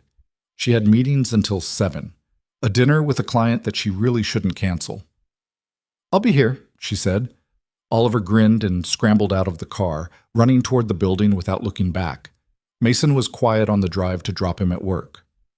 You don't have to rearrange your whole schedule for us, he said finally. I know.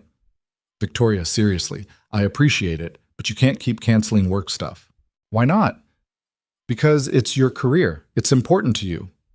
So are you. So is Oliver. I know, but no buts. I'm figuring this out. Let me figure it out. Mason didn't argue, but Victoria could see the concern in his eyes as he got out of the car at the construction site. She made it to the office by 8:30, already mentally rearranging her schedule to make sure she could leave by 5. Sarah took one look at her and raised an eyebrow.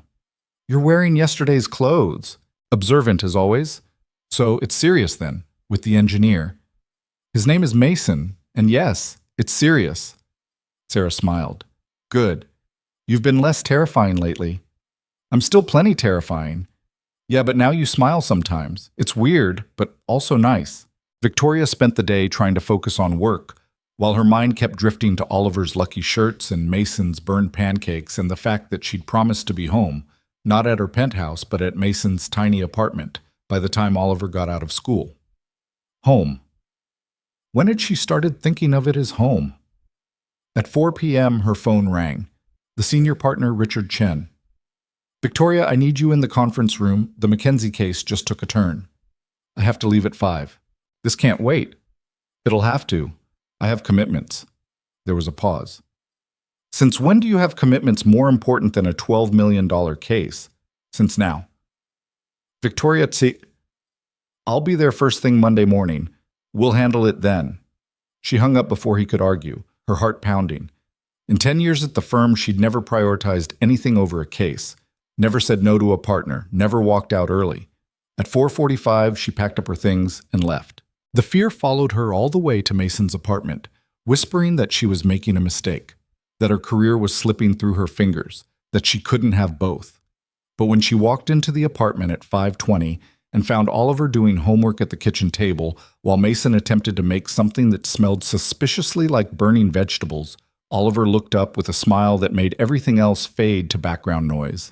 You came, he said, like it was a surprise even though she'd promised. I said I would.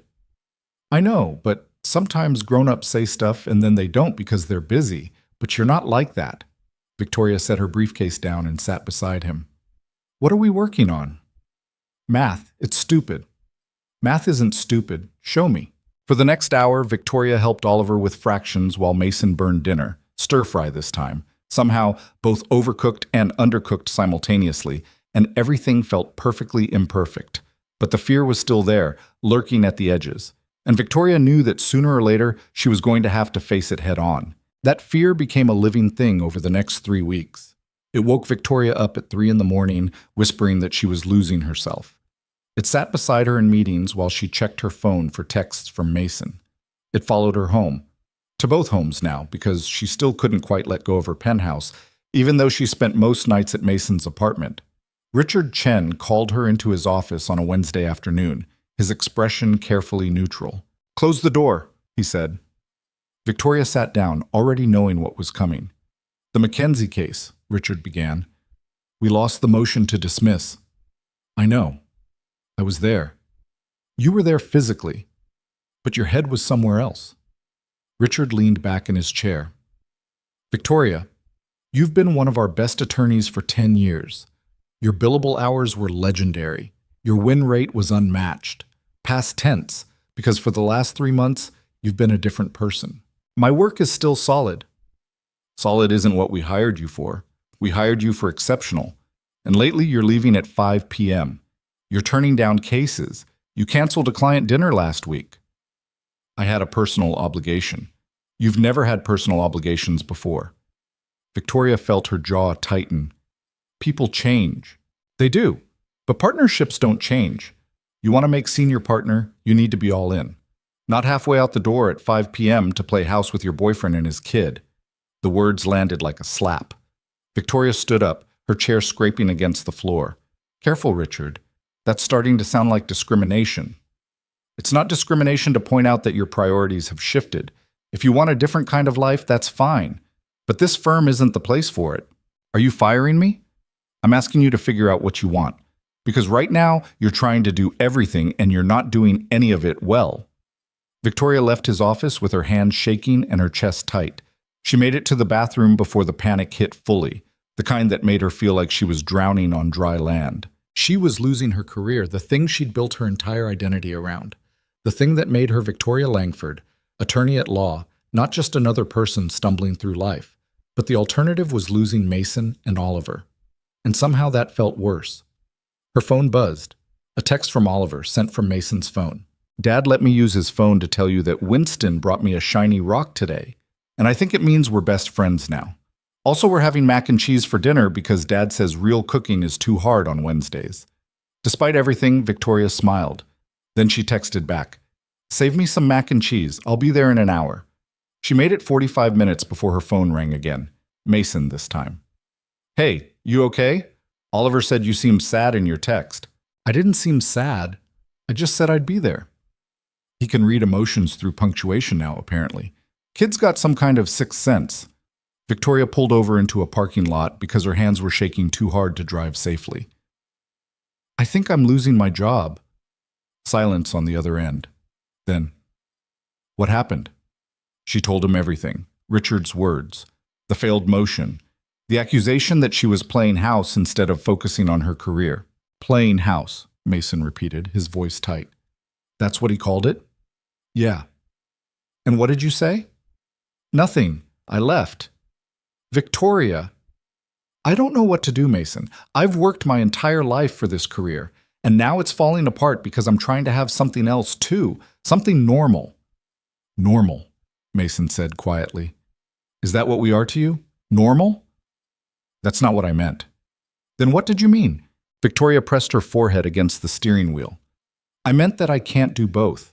I can't be the attorney Richard wants and the person you need. I'm failing at everything." "You're not failing." "I am. I'm losing cases. I'm letting down my clients. I'm barely holding it together."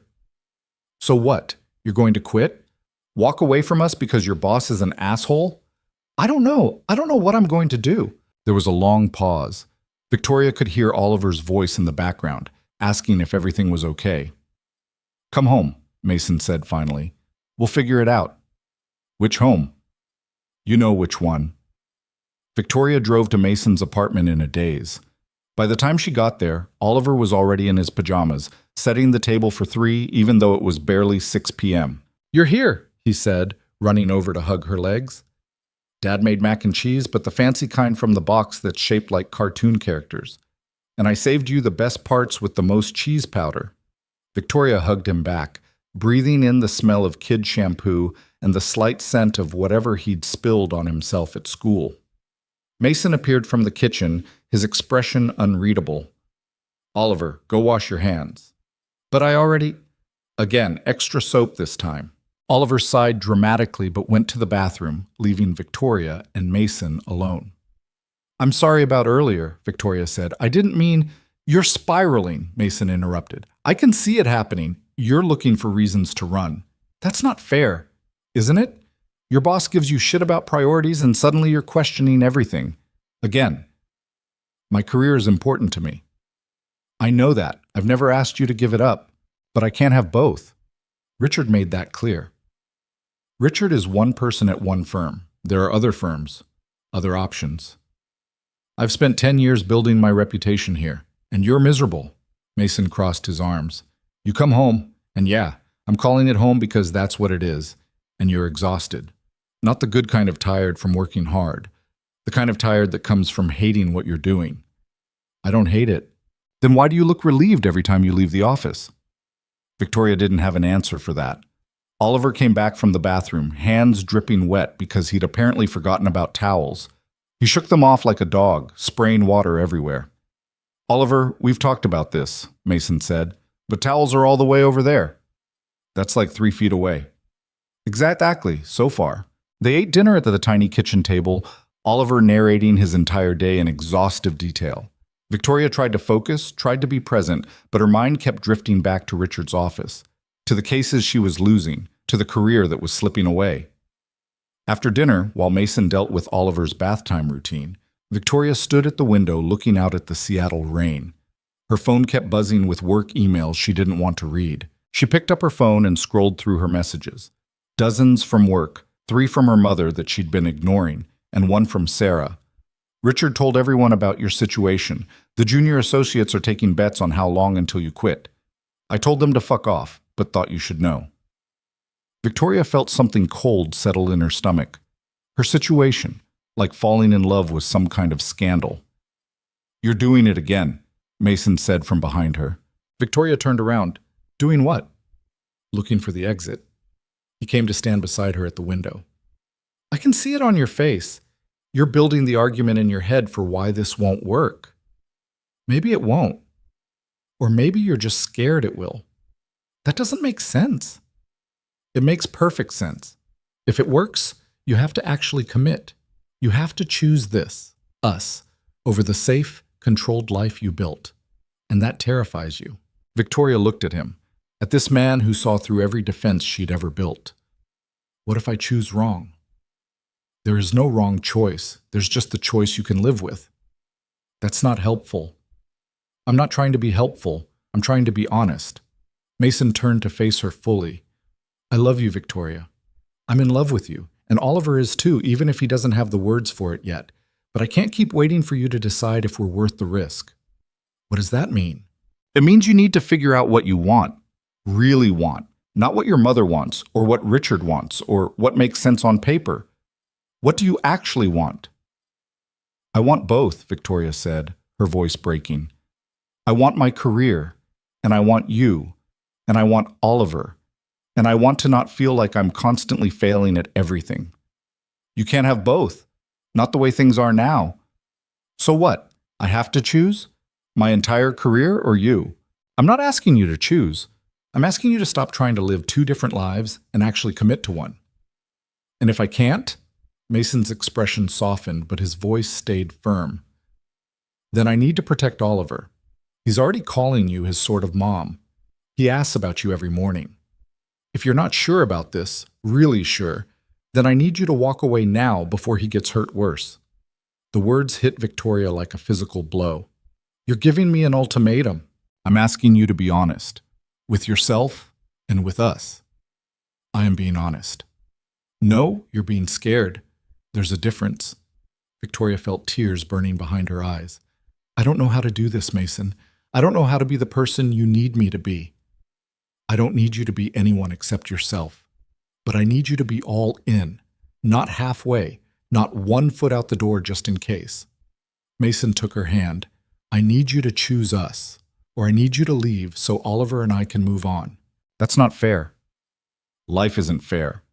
But I've got a kid who deserves stability.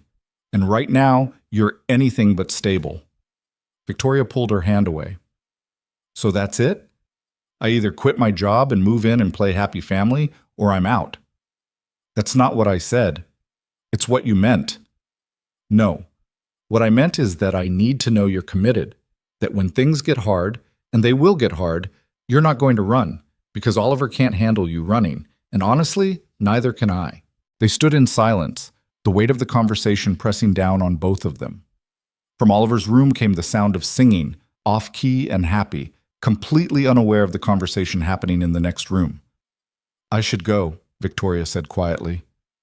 Yeah, probably. She grabbed her coat and her bag, moving toward the door on autopilot. Mason didn't try to stop her. At the door, she turned back. I do love you, both of you. I know. Mason's expression was sad and resigned. But love isn't enough if you're not willing to fight for it. Victoria left the apartment and sat in her car for 20 minutes, crying until she couldn't breathe. Then she drove back to her penthouse, her real home, the one she owned, the one that made sense, and sat in the perfect silence, trying to figure out what the hell she was doing with her life. Her phone buzzed. Not Mason. Her mother. Victoria stared at it for a long time before answering. Victoria, finally, we need to talk about this situation you've gotten yourself into. Not now, Mom.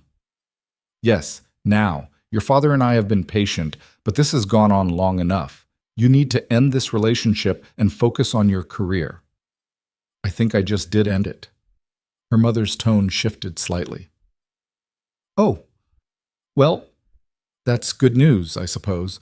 Though I'm sorry you're hurting, darling. Are you, though? Of course I am. I'm your mother. But sometimes we have to make difficult choices for our own good. Victoria laughed, but it came out bitter. Is that what this is?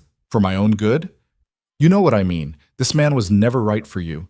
A single father living in a tiny apartment, barely making ends meet. You deserve better. He is better. He's kind and patient, and he actually sees me as a person instead of an investment portfolio. That's lovely, dear, but kindness doesn't pay bills. You need someone who can match you intellectually and financially. Someone you approve of. Someone who looks good at dinner parties. Someone who checks all your boxes. There's nothing wrong with having standards. Victoria looked around her penthouse, at the expensive furniture she never sat on, at the art she'd bought because it was supposed to be impressive, at the life she'd built according to someone else's blueprint. I have to go, she said. Victoria, don't hang up. We're not done discussing. She ended the call and turned her phone off completely. Then she sat in the silence of her perfect apartment and cried. The next 3 days were a blur. Victoria threw herself into work with a desperation that bordered on manic. She stayed at the office until midnight. She took on 2 new cases she didn't have time for. She rewrote briefs that were already fine. Anything to avoid thinking about Mason's face when she left, about Oliver singing from the other room, about the life she'd walked away from. Sarah noticed immediately. You look like hell, she said, setting coffee on Victoria's desk Friday morning. I'm fine. You're wearing the same suit you wore Wednesday. When's the last time you slept? I sleep. Bullshit. Sarah sat down across from her. What happened? Nothing. I'm focusing on work. Isn't that what everyone wanted? Not like this. You look like you're about to collapse. I said I'm fine. Sarah was quiet for a moment. You ended it with him, didn't you, the engineer? Victoria didn't answer, which was answer enough. Jesus, Victoria, why? Because it wasn't working, because Richard was right. I can't do both. So you chose the job over the guy who made you happy? I chose my career, the thing I've worked for my entire life. And how's that working out for you? Victoria looked up sharply. What's that supposed to mean? It means you've been miserable for 3 days. You're barely sleeping, you're snapping at everyone, and you look like you're about to have a breakdown. Doesn't exactly seem like you made the right choice. I made the practical choice. Fuck practical. You were happy with him. I've known you for 8 years and I've never seen you happy until these last few months. Victoria felt something crack in her chest. Happy doesn't pay the bills. Happy doesn't make partner. No, but it makes life worth living. What's the point of making partner if you're alone and miserable? I'm not alone. I have work. I have, work isn't a person, Victoria. Work doesn't love you back. The words hung in the air between them. Victoria wanted to argue, wanted to defend her choice, wanted to explain that she'd done the right thing. Instead, she put her head down on her desk and cried. Sarah came around the desk and put a hand on her shoulder. Go home. I have the Henderson brief. Fuck the Henderson brief. Go home. Sleep. Shower. Figure out what you actually want. I don't know what I want. Yes, you do. You're just too scared to admit it. Victoria went home to her penthouse because she didn't have anywhere else to go now, and slept for 14 hours straight. When she woke up, it was Saturday afternoon and her phone had 17 missed calls. 3 from work, 2 from her mother, 12 from a number she didn't recognize. She called the unknown number back. Victoria? A woman's voice, tentative. Yes? Who is this? This is Emma Patterson, Oliver's teacher. Victoria sat up straight, ice flooding her veins. Is Oliver okay? What happened? He's fine physically, but he's been asking about you all week. He said you're not coming around anymore, and he's pretty upset. I wouldn't normally call, but he gave me your number and asked me to check if you were okay. Victoria closed her eyes. He did what? He's worried about you. He told me you were sad and that's why you left, and he wanted to make sure you were safe. I'm safe. I'm fine. Are you? The question was so direct, so caring, that Victoria felt tears spring to her eyes. No, she admitted. I'm not. Can I give you some advice? Off the record, as someone who's known Mason and Oliver for 3 years? Okay. That little boy talks about you constantly, shows me pictures you took together, tells me about helping you with homework and feeding crows and building blanket forts. He's never done that before. Not with anyone. Emma paused. I don't know what happened between you and Mason, but Oliver loves you, and kids that age don't love easily. If you walked away because you're scared, maybe you should think about what you're actually afraid of. I'm afraid of failing, of not being enough. For who? For them. Because from where I'm sitting, you're already more than enough. You just have to believe it. After they hung up, Victoria sat in her apartment staring at the phone. Then she opened her photos and scrolled back through the last 3 months. Oliver's volcano presentation. The 3 of them at the park with Winston. Mason burning dinner while Oliver laughed in the background. Blanket forts and homework sessions and ordinary moments that somehow meant everything. A life she'd walked away from because she was too scared to fight for it. Her phone buzzed, a text from an unknown number, but she recognized the clumsy typing immediately. Hi, Victoria, it's Oliver. Dad doesn't know I have his phone. Are you okay? I miss you. Winston misses you too. He keeps looking for you at the park. Dad says you're busy, but I think you're sad. You can come back if you want. We won't be mad. Love. Oliver. Victoria read the message 3 times, tears streaming down her face. Then she did something she should have done 3 days ago. She got in her car and drove through the rain, not to the office, not to her mother's house, but to the only place that had ever felt like home. The apartment building looked the same. Victoria stood outside in the rain for 5 minutes, trying to find the courage to go inside. What if Mason didn't want her back? What if she'd hurt them too badly? What if... The door opened. Not Mason, Oliver. He stood in the doorway in his dinosaur pajamas, bare feet on the concrete, staring at her like he couldn't quite believe she was real. You came, he said quietly. I came. Are you still sad? Yeah, buddy, I'm still sad. That's okay. Dad says it's okay to be sad sometimes. You just have to tell people so they can help. Victoria walked toward him, crouching down to his level. I'm sorry I left. I'm sorry I scared you. Oliver threw his arms around her neck, holding on like she might disappear. It's okay. I forgive you. But you can't leave again, okay? Because Winston really misses you, and also I miss you, and also Dad cries at night when he thinks I'm asleep. Oliver! Mason's voice came from inside the apartment. What are you... He appeared in the doorway and stopped short when he saw Victoria. They stared at each other across the threshold, Victoria soaking wet from the rain, Mason looking exhausted and wary and hopeful all at once. Hi, Victoria said. Hi. Can we talk? Mason looked at Oliver, who was still clinging to Victoria. Buddy, go inside. But inside, Now. Oliver reluctantly let go and ran back into the apartment, though Victoria could see him peeking around the doorframe. Mason stepped outside, closing the door behind him. They stood in the rain, neither one reaching for the other. "I'm sorry," Victoria said. "I'm sorry I ran. I'm sorry I got scared. I'm sorry I hurt you and Oliver." "Why are you here, Victoria?" "Because I made a mistake. Because I chose wrong. Because I've been miserable for 3 days, and I can't keep pretending that my career is enough." She took a breath. "Because I love you. And I love Oliver. And I want to be here even though it terrifies me." "What changed?" "Nothing. Everything. I don't know." Victoria ran a hand through her wet hair. "I spent 3 days trying to convince myself I made the right choice. But all I could think about was Oliver singing and your burned dinners and feeding crackers to a crow I didn't even like at first. And I realized that I'd rather fail at this, at us, than succeed at a life that makes me miserable." "What about your job, your career?" "I'm going to figure it out. Maybe I'll leave the firm. Maybe I'll work part-time. Maybe I'll find a place that doesn't require me to choose between having a life and having a career. I don't have all the answers." She stepped closer. "But I know I want to be here. With you. With Oliver. If you'll have me back." Mason was quiet for a long time, rain streaming down his face. "You heard him, Victoria. He's been asking about you every day. Worried you were sick or upset. I had to explain that sometimes adults make mistakes without knowing how to explain that you chose to leave." "I know, and I'll spend as long as it takes making it up to him." "What if you get scared again? What if it gets hard and you run?" "I probably will get scared. It definitely will get hard. But I'm asking you to let me try. To let me fail and mess up and figure it out as I go." Victoria's voice broke. "I'm asking you to give me another chance. Please." Mason looked at her for a long moment. Then he opened the door. "Oliver," he called. "Get out here."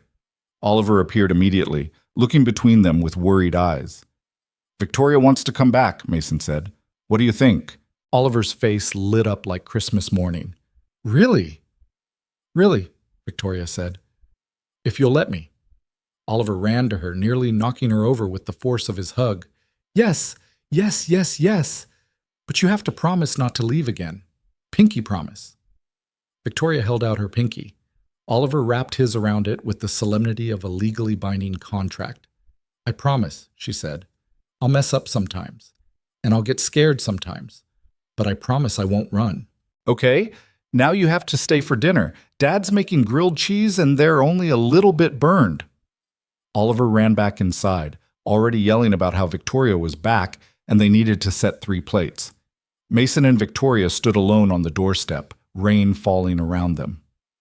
"I meant what I said," Victoria told him. "I'm all in. I don't know what that looks like yet, but I'm done keeping one foot out the door." "It's going to be messy." "I know. Your family's still going to hate me." "I know. Your job's still going to be complicated." "I know." Victoria stepped closer. "But I'd rather have messy and complicated with you than perfect and empty alone." Mason pulled her into his arms, and Victoria felt something settle in her chest, something that felt like coming home. "Don't make me regret this," he said quietly. "I'll try not to." They stood in the rain, holding each other, while Oliver yelled from inside about how the grilled cheese was getting cold, and could they please hurry up with the kissing stuff because he was hungry. Victoria laughed against Mason's chest. "We should probably go inside." "Probably." But they stood there a minute longer, rain soaking through their clothes, neither one wanting to let go. Finally, Mason pulled back and took her hand. "Come on, let's go have some burned grilled cheese." They walked inside together where Oliver was already at the table with 3 plates set out, looking proud of himself. "See? I knew you'd come back," he said. "How'd you know?" Victoria asked. "Because you always keep your promises, even when you're scared." Victoria looked at the 6-year-old who somehow understood her better than she understood herself and felt her heart crack open in the best possible way. "You're right," she said. "I do."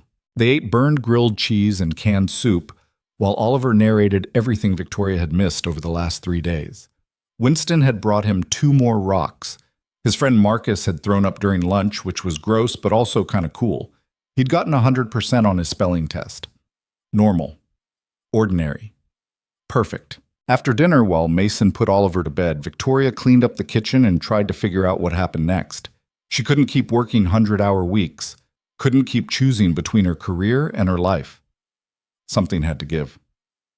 Mason found her later, standing at the window staring out at the rain. "You're thinking too hard," he observed. "I need to quit my job." "You don't have to, I do. Richard made it clear it's all or nothing, and I can't give them all anymore. I don't want to." "What will you do?" "I don't know. Maybe open my own practice. Something smaller, more flexible." Victoria turned to face him. "I've spent my whole life building someone else's version of success. Maybe it's time to figure out what mine looks like." Mason pulled her close. "That sounds terrifying." "It is, but less terrifying than losing this." They stood together in the quiet apartment, holding each other while the city rained outside. Oliver's door opened slightly, and a small voice called out, "Victoria, are you staying tonight?" Victoria looked at Mason, who nodded. "Yeah, buddy," she called back. "I'm staying." "Forever?" Mason and Victoria looked at each other. It was too soon for forever. Too soon for promises they might not be able to keep. But Victoria thought about pinky promises and crow feathers and the way Oliver's hand felt in hers. "Yeah," she said quietly. "Forever." Oliver's door closed with a satisfied click. Mason raised an eyebrow. "Forever's a long time." "I know.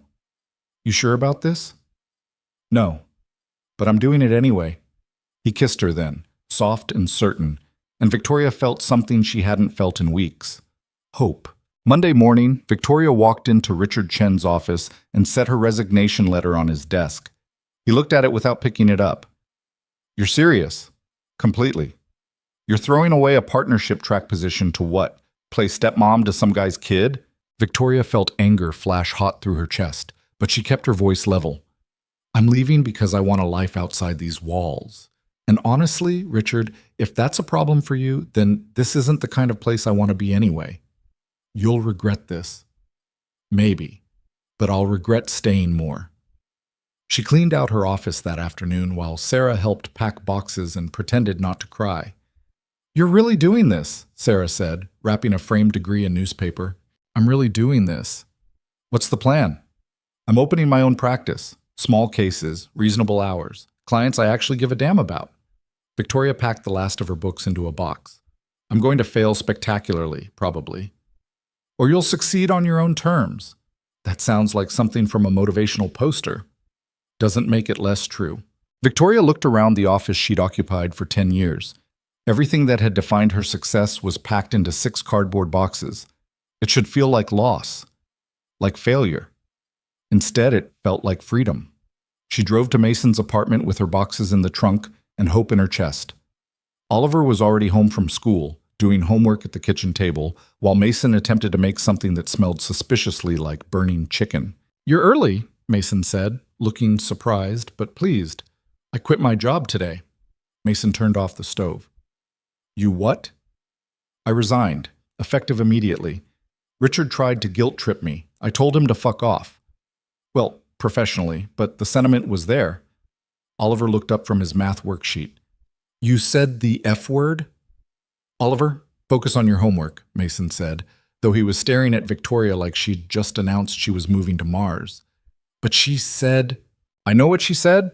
Homework." Oliver went back to his math, but Victoria could see him smiling. Mason pulled her into the bedroom, closing the door behind them. "Victoria, you can't just quit your job without a plan." "I have a plan. I'm starting my own practice." "With what money? Office space in Seattle is expensive as hell." "I have savings, and I don't need fancy office space. I can work from home until I build up clients." "And what home is that exactly?" Mason asked carefully. "Because you still have a penthouse you're paying for while you're here most nights." Victoria had been avoiding this conversation for weeks. "About that." "Yeah?" "I want to give up my lease, move in here, officially." Mason was very still. "That's a big step." "I know. My apartment is tiny. There's barely room for me and Oliver, let alone 3 people. Then we'll find a bigger place. Together. Something we can actually afford on your salary and whatever I make from the practice." "Victoria, you're talking about going from a penthouse to a 2-bedroom apartment in a neighborhood that's not exactly upscale. Are you sure about this? No, I'm terrified, but I'm doing it anyway. Mason pulled her close, and Victoria breathed in the smell of burned chicken and cheap laundry detergent and felt more at home than she ever had in her expensive apartment. Okay, he said quietly. Let's do it. They told Oliver over dinner. The burned chicken had been salvaged into something almost edible with enough ketchup. Wait, so Victoria's going to live here? Like all the time? Oliver asked, his eyes huge. If that's okay with you, Victoria said. Are you kidding? That's the best thing ever. Can we get bunk beds? Because my room is small, but if we had bunk beds, then we could share and… Buddy, Victoria's not sleeping in your room, Mason interrupted. Oh, right. Oliver thought about this. So she's sleeping in your room? Yeah. Like grown-ups do when they really like each other? Exactly like that. Oliver considered this information carefully. Does this mean you're getting married? Victoria and Mason looked at each other. They hadn't talked about marriage, hadn't even said the word out loud, but Oliver was looking at them with such hope that Victoria felt her heart crack open. We're not there yet, buddy, Mason said gently, but we're together. That's what matters. But you love each other, right? Yes, Victoria said before Mason could answer. We love each other. Then you should get married. That's what people do when they love each other. It's like a rule. It's more complicated than that, Mason said. Why? You love her. She loves you. I love both of you. Seems pretty simple to me. Out of the mouths of 6-year-olds, Victoria thought. Maybe it really was that simple.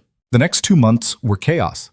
Victoria gave up her penthouse lease, moved her belongings into Mason's cramped apartment, and set up a makeshift office in the corner of the living room. She took on her first 3 clients, small cases, nothing glamorous, but work that actually mattered to real people with real problems. Mason's landlord informed them that 3 people in a 1-bedroom apartment violated the lease terms, so they started apartment hunting with a budget that made Victoria's old life seem like a distant dream. Everything in their price range was either too small, too far from Oliver's school, or too close to the freeway. This is impossible, Victoria said after viewing their 8th apartment in 2 weeks. How does anyone afford to live in this city? Very carefully, Mason said, and with a lot of compromises. They finally found a 2-bedroom apartment in a building that had seen better days but was close to Oliver's school and within their budget. The kitchen was smaller than Victoria's old closet. The bathroom had questionable plumbing. The neighbors upstairs sounded like they were training elephants. It's perfect, Victoria said, and meant it. They moved in on a Saturday with help from Sarah and a couple of Mason's co-workers. Oliver helped by carrying his stuffed animals one at a time from the old apartment to the new one, making each trip an epic journey that required elaborate commentary. This is Mr. Fuzzy's first time seeing the new place, he announced, holding up a bedraggled teddy bear. He's nervous but excited. Mr. Fuzzy needs to be less nervous and more helpful, Mason said, carrying a box of kitchen supplies past them. By evening, they'd moved everything and assembled approximately half of Oliver's bed frame before realizing they had the wrong screws. They ordered pizza and ate it sitting on the floor of their new living room, surrounded by boxes and chaos. This is a disaster, Victoria observed. Yep, Mason agreed. I love it. Yeah, me too. Oliver fell asleep on a pile of blankets before they could find his actual bed, so Mason carried him to his new room and improvised a sleeping arrangement on the floor. Victoria stood in the doorway watching, thinking about how much her life had changed in 6 months. You okay? Mason asked, coming to stand beside her. I'm perfect. Which is weird because, objectively, this is a disaster. Welcome to my life. Disaster is kind of our baseline. I can work with that. They finished unpacking at midnight, then collapsed into their own bed, which they'd managed to assemble correctly through sheer determination and YouTube tutorials. Victoria stared at the ceiling, listening to the neighbors upstairs and the traffic outside and Oliver's quiet breathing from the next room. I can't believe I used to live in a penthouse, she said. Having regrets? Not even a little bit. Mason rolled over to look at her. Can I ask you something? Sure. Why me? Really? You could have anyone. Someone with money, someone who doesn't come with a kid, someone who… Victoria put her hand over his mouth. Stop. You want to know why? Because you're the first person who ever saw me as just Victoria, not Victoria Langford, attorney at law, not the billionaire's daughter, just me. and that's worth more than money or status or anything else. Mason kissed her palm. That's a good answer.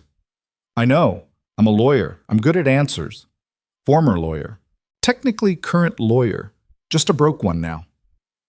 They fell asleep tangled together in their new bedroom, in their imperfect apartment, in the life they were building one disaster at a time. Victoria's practice grew slowly. She took cases other attorneys wouldn't touch, small claims, landlord disputes, family law for people who couldn't afford the big firms. The money was terrible compared to what she used to make, but she went home each night feeling like she'd actually helped someone instead of just shuffling papers for corporations. 3 months after moving in together, Mason came home early from work looking nervous. "We need to talk," he said. Victoria looked up from the brief she was reviewing at their kitchen table. Those 4 words never meant anything good. "What's wrong?" "Nothing's wrong.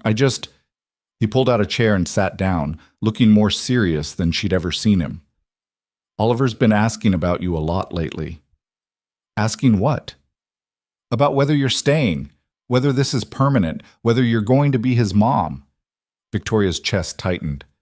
"What did you tell him?" "I told him the truth, that I don't know what the future holds, but that we love him and we're doing our best." Mason took her hand. "But the thing is, I do know.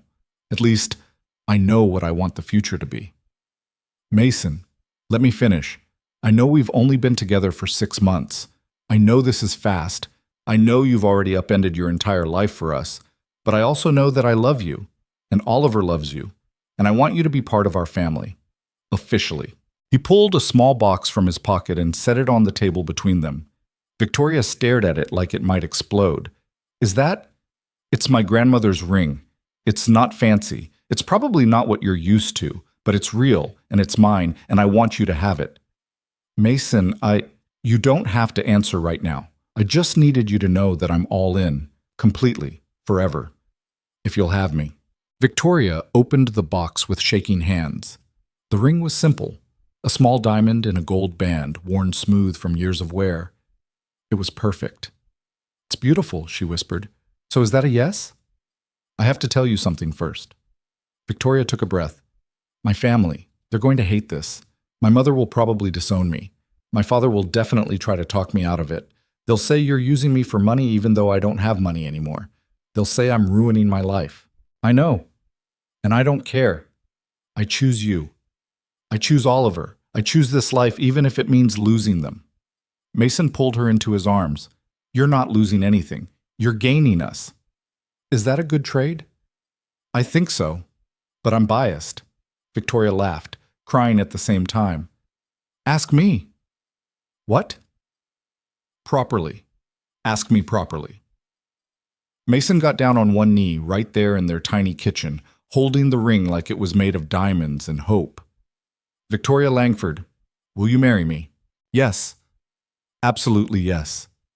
He slipped the ring on her finger. It fit perfectly, like it had been waiting for her, and kissed her while somewhere in the apartment Oliver started singing off-key in the shower, completely oblivious to the fact that his family had just gotten bigger. They told Oliver the next morning over breakfast. Mason had attempted pancakes and only burned 3 of them. "Oliver, Victoria and I have something to tell you," Mason started. Oliver looked up from his pancake, syrup already on his chin. "Are we getting a dog?" "No, buddy. Better than a dog." "Nothing's better than a dog." "We're getting married," Victoria said. Oliver blinked, processed this information. Then his face split into the biggest smile Victoria had ever seen. "So you're going to be my mom? Like, for real?" "If that's okay with you." "Are you kidding? That's the best thing ever." Oliver jumped out of his chair and hugged Victoria so hard he knocked over his orange juice. "Can I call you Mom now? Or do I have to wait until after the wedding?" Victoria looked at Mason, who nodded. "You can call me whatever you want." "Mom," Oliver said, testing it out. "Mom, that sounds good. Hey, Mom, can you pass the syrup?" Victoria handed him the syrup with tears streaming down her face. Mason reached over and squeezed her hand. "You okay?" he asked quietly. "I'm perfect." And for the first time in her life, she actually meant it. Telling her parents was harder. Victoria drove to their house alone, knowing this conversation needed to happen face to face. Her mother answered the door looking surprised. Victoria, we weren't expecting you. I know. Can I come in? They sat in the formal living room, the one reserved for guests and important conversations. Victoria's father joined them, looking stern and unapproachable as always. I'm getting married, Victoria said without preamble. Her mother's face went pale. To the engineer? Victoria, please tell me you're joking. I'm not joking. We're getting married in the spring. Small ceremony. Just family and close friends. Absolutely not, her father said. I forbid it. I'm 30 years old, Dad. You don't get to forbid anything. This man is using you. He sees dollar signs, not a daughter. He doesn't care about money. I don't even have money anymore. I quit my job, remember? I'm living in a 2-bedroom apartment and taking cases that barely pay rent. Her mother looked horrified. This is worse than we thought. Victoria, you need to end this before you ruin your life completely. My life isn't ruined. It's finally starting. You've thrown away everything we worked for, everything we gave you. No, I threw away the life you wanted me to have. There's a difference. Victoria stood up. I love him. I love his son, and I'm going to marry him whether you approve or not. But I'd like you to be there. I'd like you to be part of my life. If you do this, you're choosing him over your family, her mother said coldly. If that's how you want to frame it, then yes, I'm choosing him. But you're the ones making me choose. You could accept this, accept that I'm happy. But you won't because it doesn't fit your perfect picture. Her father stood. Then I think this conversation is over. When you come to your senses, we'll be here. But until then, I don't think we have anything more to say to each other. Victoria felt something break in her chest, but she'd known this was coming. Okay, then I guess this is goodbye. She walked to the door, hoping one of them would call her back, would say they were wrong, would choose their daughter over their pride. Neither of them spoke. Victoria drove back to the apartment with tears streaming down her face. Mason took one look at her expression and pulled her into his arms without asking questions. They said no, she said into his chest. I'm sorry. They gave me an ultimatum, you or them. And you chose me. I chose us, but it still hurts. I know, sweetheart, I know. Oliver appeared from his room, saw Victoria crying, and immediately came over to hug her legs. Are you sad, Mom? The word, Mom, made Victoria cry harder, but also made something warm bloom in her chest. Yeah, buddy, I'm a little sad. Do you want to go see Winston? He always makes me feel better when I'm sad. Victoria looked at Mason, who shrugged. Crow therapy? Why not? They walked to the park in the rain, Oliver holding Victoria's hand and chattering about his day. Winston showed up within minutes, cawing from his usual branch before swooping down to investigate the crackers Oliver had brought. See, Oliver said, Winston always knows when we need him. Victoria watched the crow hop around, accepting crackers and tilting his head at them like he understood more than he should. You might be right. They stayed at the park until the rain got heavier, then walked home together, the three of them, a family even if Victoria's parents refused to see it.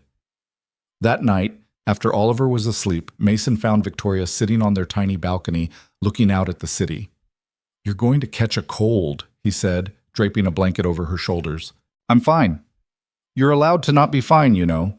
Your parents basically disowned you today. I know, but I also know I made the right choice.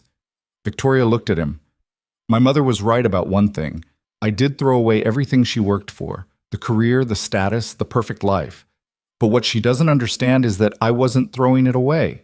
I was trading it for something better. A broke engineer and his weird kid? A man who loves me for who I am and a kid who calls me Mom. Yeah, that's better. Mason sat beside her, pulling her close. For what it's worth, I think you're pretty amazing. Just pretty amazing? Incredibly amazing. Spectacularly amazing. All the amazings. That's better. They planned the wedding for April, in a small park by the water. Nothing fancy, nothing expensive, just the people who mattered. Sarah helped Victoria pick a dress. Simple white lace, nothing like the elaborate gown her mother had always imagined. Oliver insisted on being the ring bearer and spent weeks practicing walking slowly and seriously.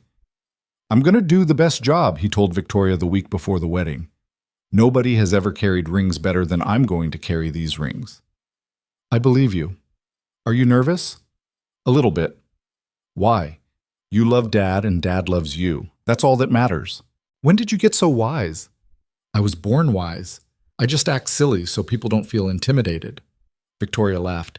That's very considerate of you. The day before the wedding, Victoria's phone rang. Her mother. She stared at the screen for a long time before answering. Hello? Victoria. Her mother's voice was stiff, formal. I'm calling about tomorrow. What about it? Your father and I have discussed it.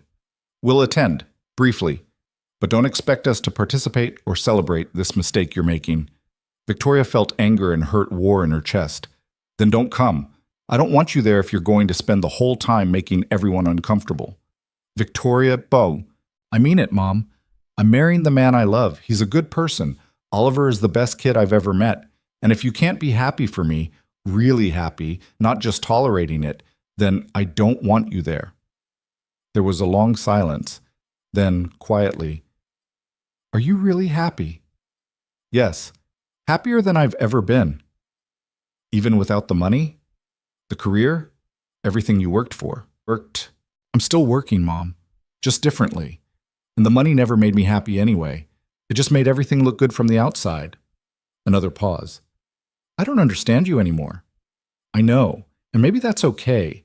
Maybe we don't have to understand each other. We just have to love each other anyway. Her mother was quiet for so long Victoria thought she'd hung up.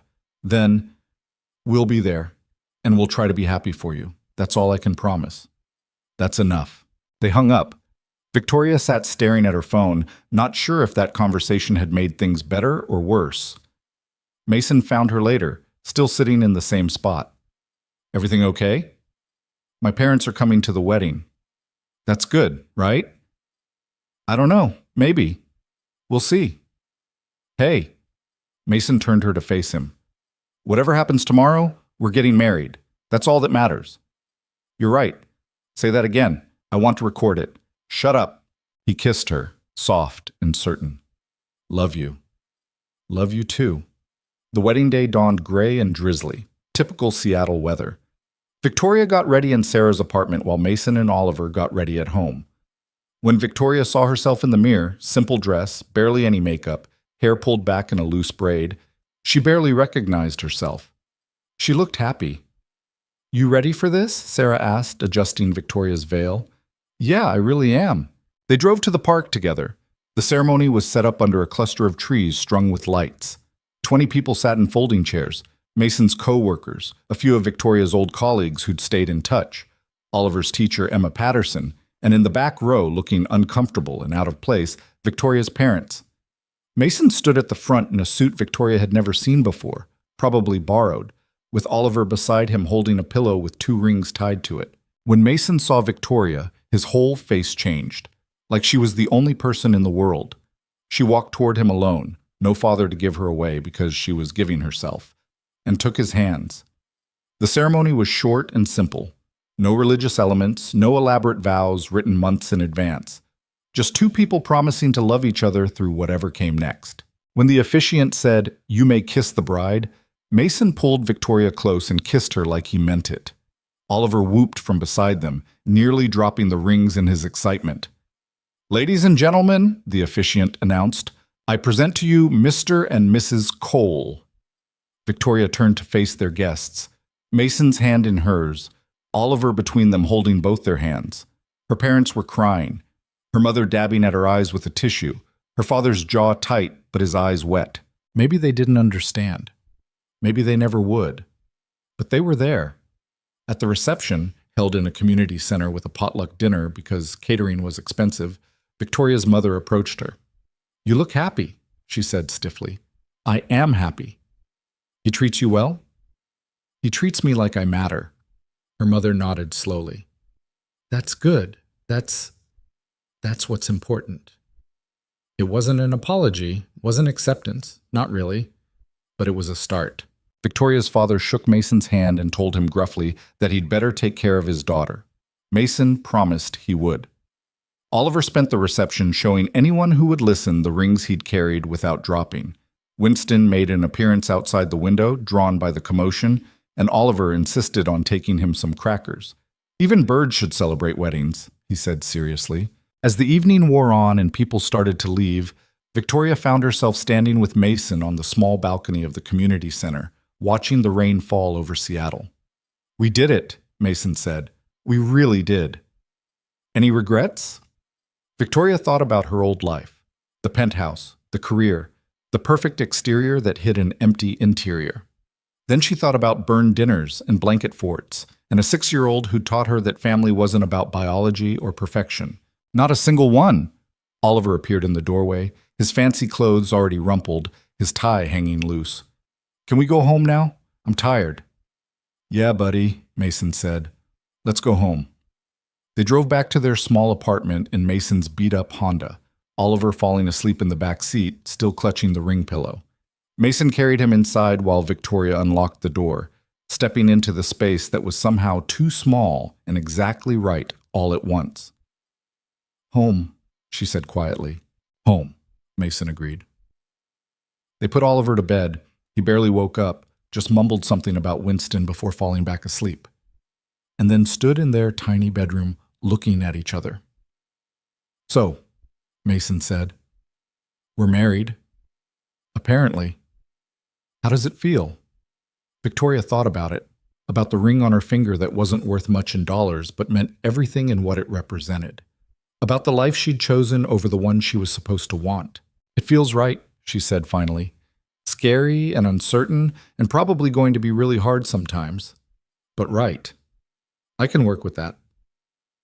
They fell asleep tangled together, rain pattering against the window, a child sleeping in the next room, 2 lives becoming one imperfect, beautiful whole. 6 months later, Victoria was in their kitchen attempting to make dinner. She'd gotten marginally better at not burning things, when Oliver came home from school with a paper in his hand. "We're supposed to write about our family for homework," he said. "Can you help?" "Of course. What do you want to say?" Oliver climbed onto a chair at the kitchen table, chewing on his pencil. "Well, I have a dad who's really good at building stuff, but really bad at cooking. And I have a mom who used to be a fancy lawyer, but now helps regular people. And we live in a small apartment, and we eat a lot of pizza, and sometimes we go feed crackers to my best friend Winston, who's a crow." "That sounds perfect," Victoria said. "But the assignment says to write about what makes your family special. And I don't know if that's special. It's just normal." Victoria sat down beside him, thinking about the journey that had brought her here, about the woman she used to be, polished, controlled, empty, and the person she'd become. Messier, more uncertain, but infinitely more real. "You want to know what I think makes our family special?" she asked. "Yeah, we chose each other. Your dad and I could have walked away a dozen times. It would have been easier, made more sense on paper. But we kept choosing to stay, to try, to build something together even when we didn't know what we were doing." Oliver wrote this down carefully. "Is that enough for the assignment?" "I think so. But you could also add that we love each other, even when things are hard, especially when things are hard." "Okay." He wrote some more, his tongue sticking out in concentration. Then he looked up. "Mom?" "Yeah, buddy?" "I'm glad you chose us." Victoria felt tears spring to her eyes for about the 100th time since becoming Oliver's mother. "Me too." That night, after Oliver was asleep and Mason was tinkering with something in the other room, Victoria stood at their balcony door looking out at the city. Her phone buzzed with an email from a new client, a woman going through a messy divorce who couldn't afford the big firms. Real work. Work that mattered. Behind her, she could hear Mason humming off-key while he assembled Oliver's new bookshelf. From Oliver's room came the quiet sound of sleep breathing, peaceful and safe. This was her life now. Small apartment, modest income. A family built from spare parts and second chances. Nothing she'd planned. Nothing she'd expected. Everything she needed. Mason came to stand beside her, slipping his arms around her waist. "What are you thinking about?" "About how I used to think success meant having the biggest office and the fattest paycheck. And now? Now I think it means coming home to people who love me for who I am, not what I can do for them." "That's very profound. You should write that down." "Shut up." He kissed her neck. "Love you." "Love you too." They stood together watching the rain fall over Seattle, in an apartment that was too small, with a life that made no sense on paper, building something that couldn't be measured in dollars or status or any of the metrics Victoria used to think mattered. And for the first time in 30 years, Victoria Langford, now Victoria Cole, wasn't afraid. Because she'd learned something important in the journey from that first night in a dive bar to this moment in a cramped apartment. Love wasn't about coming in second place. It wasn't about sacrifice or compromise or losing yourself. Real love was about becoming more yourself than you'd ever been alone. It was found in ordinary moments, in burned dinners and homework help, in feeding crackers to crows and building blanket forts, in choosing to stay even when leaving would be easier. And standing there with Mason's arms around her and Oliver sleeping safely in the next room, Victoria finally understood what she'd been searching for her whole life. Not perfection, not success, not approval from people who would never understand, just this, just home, just family, just enough.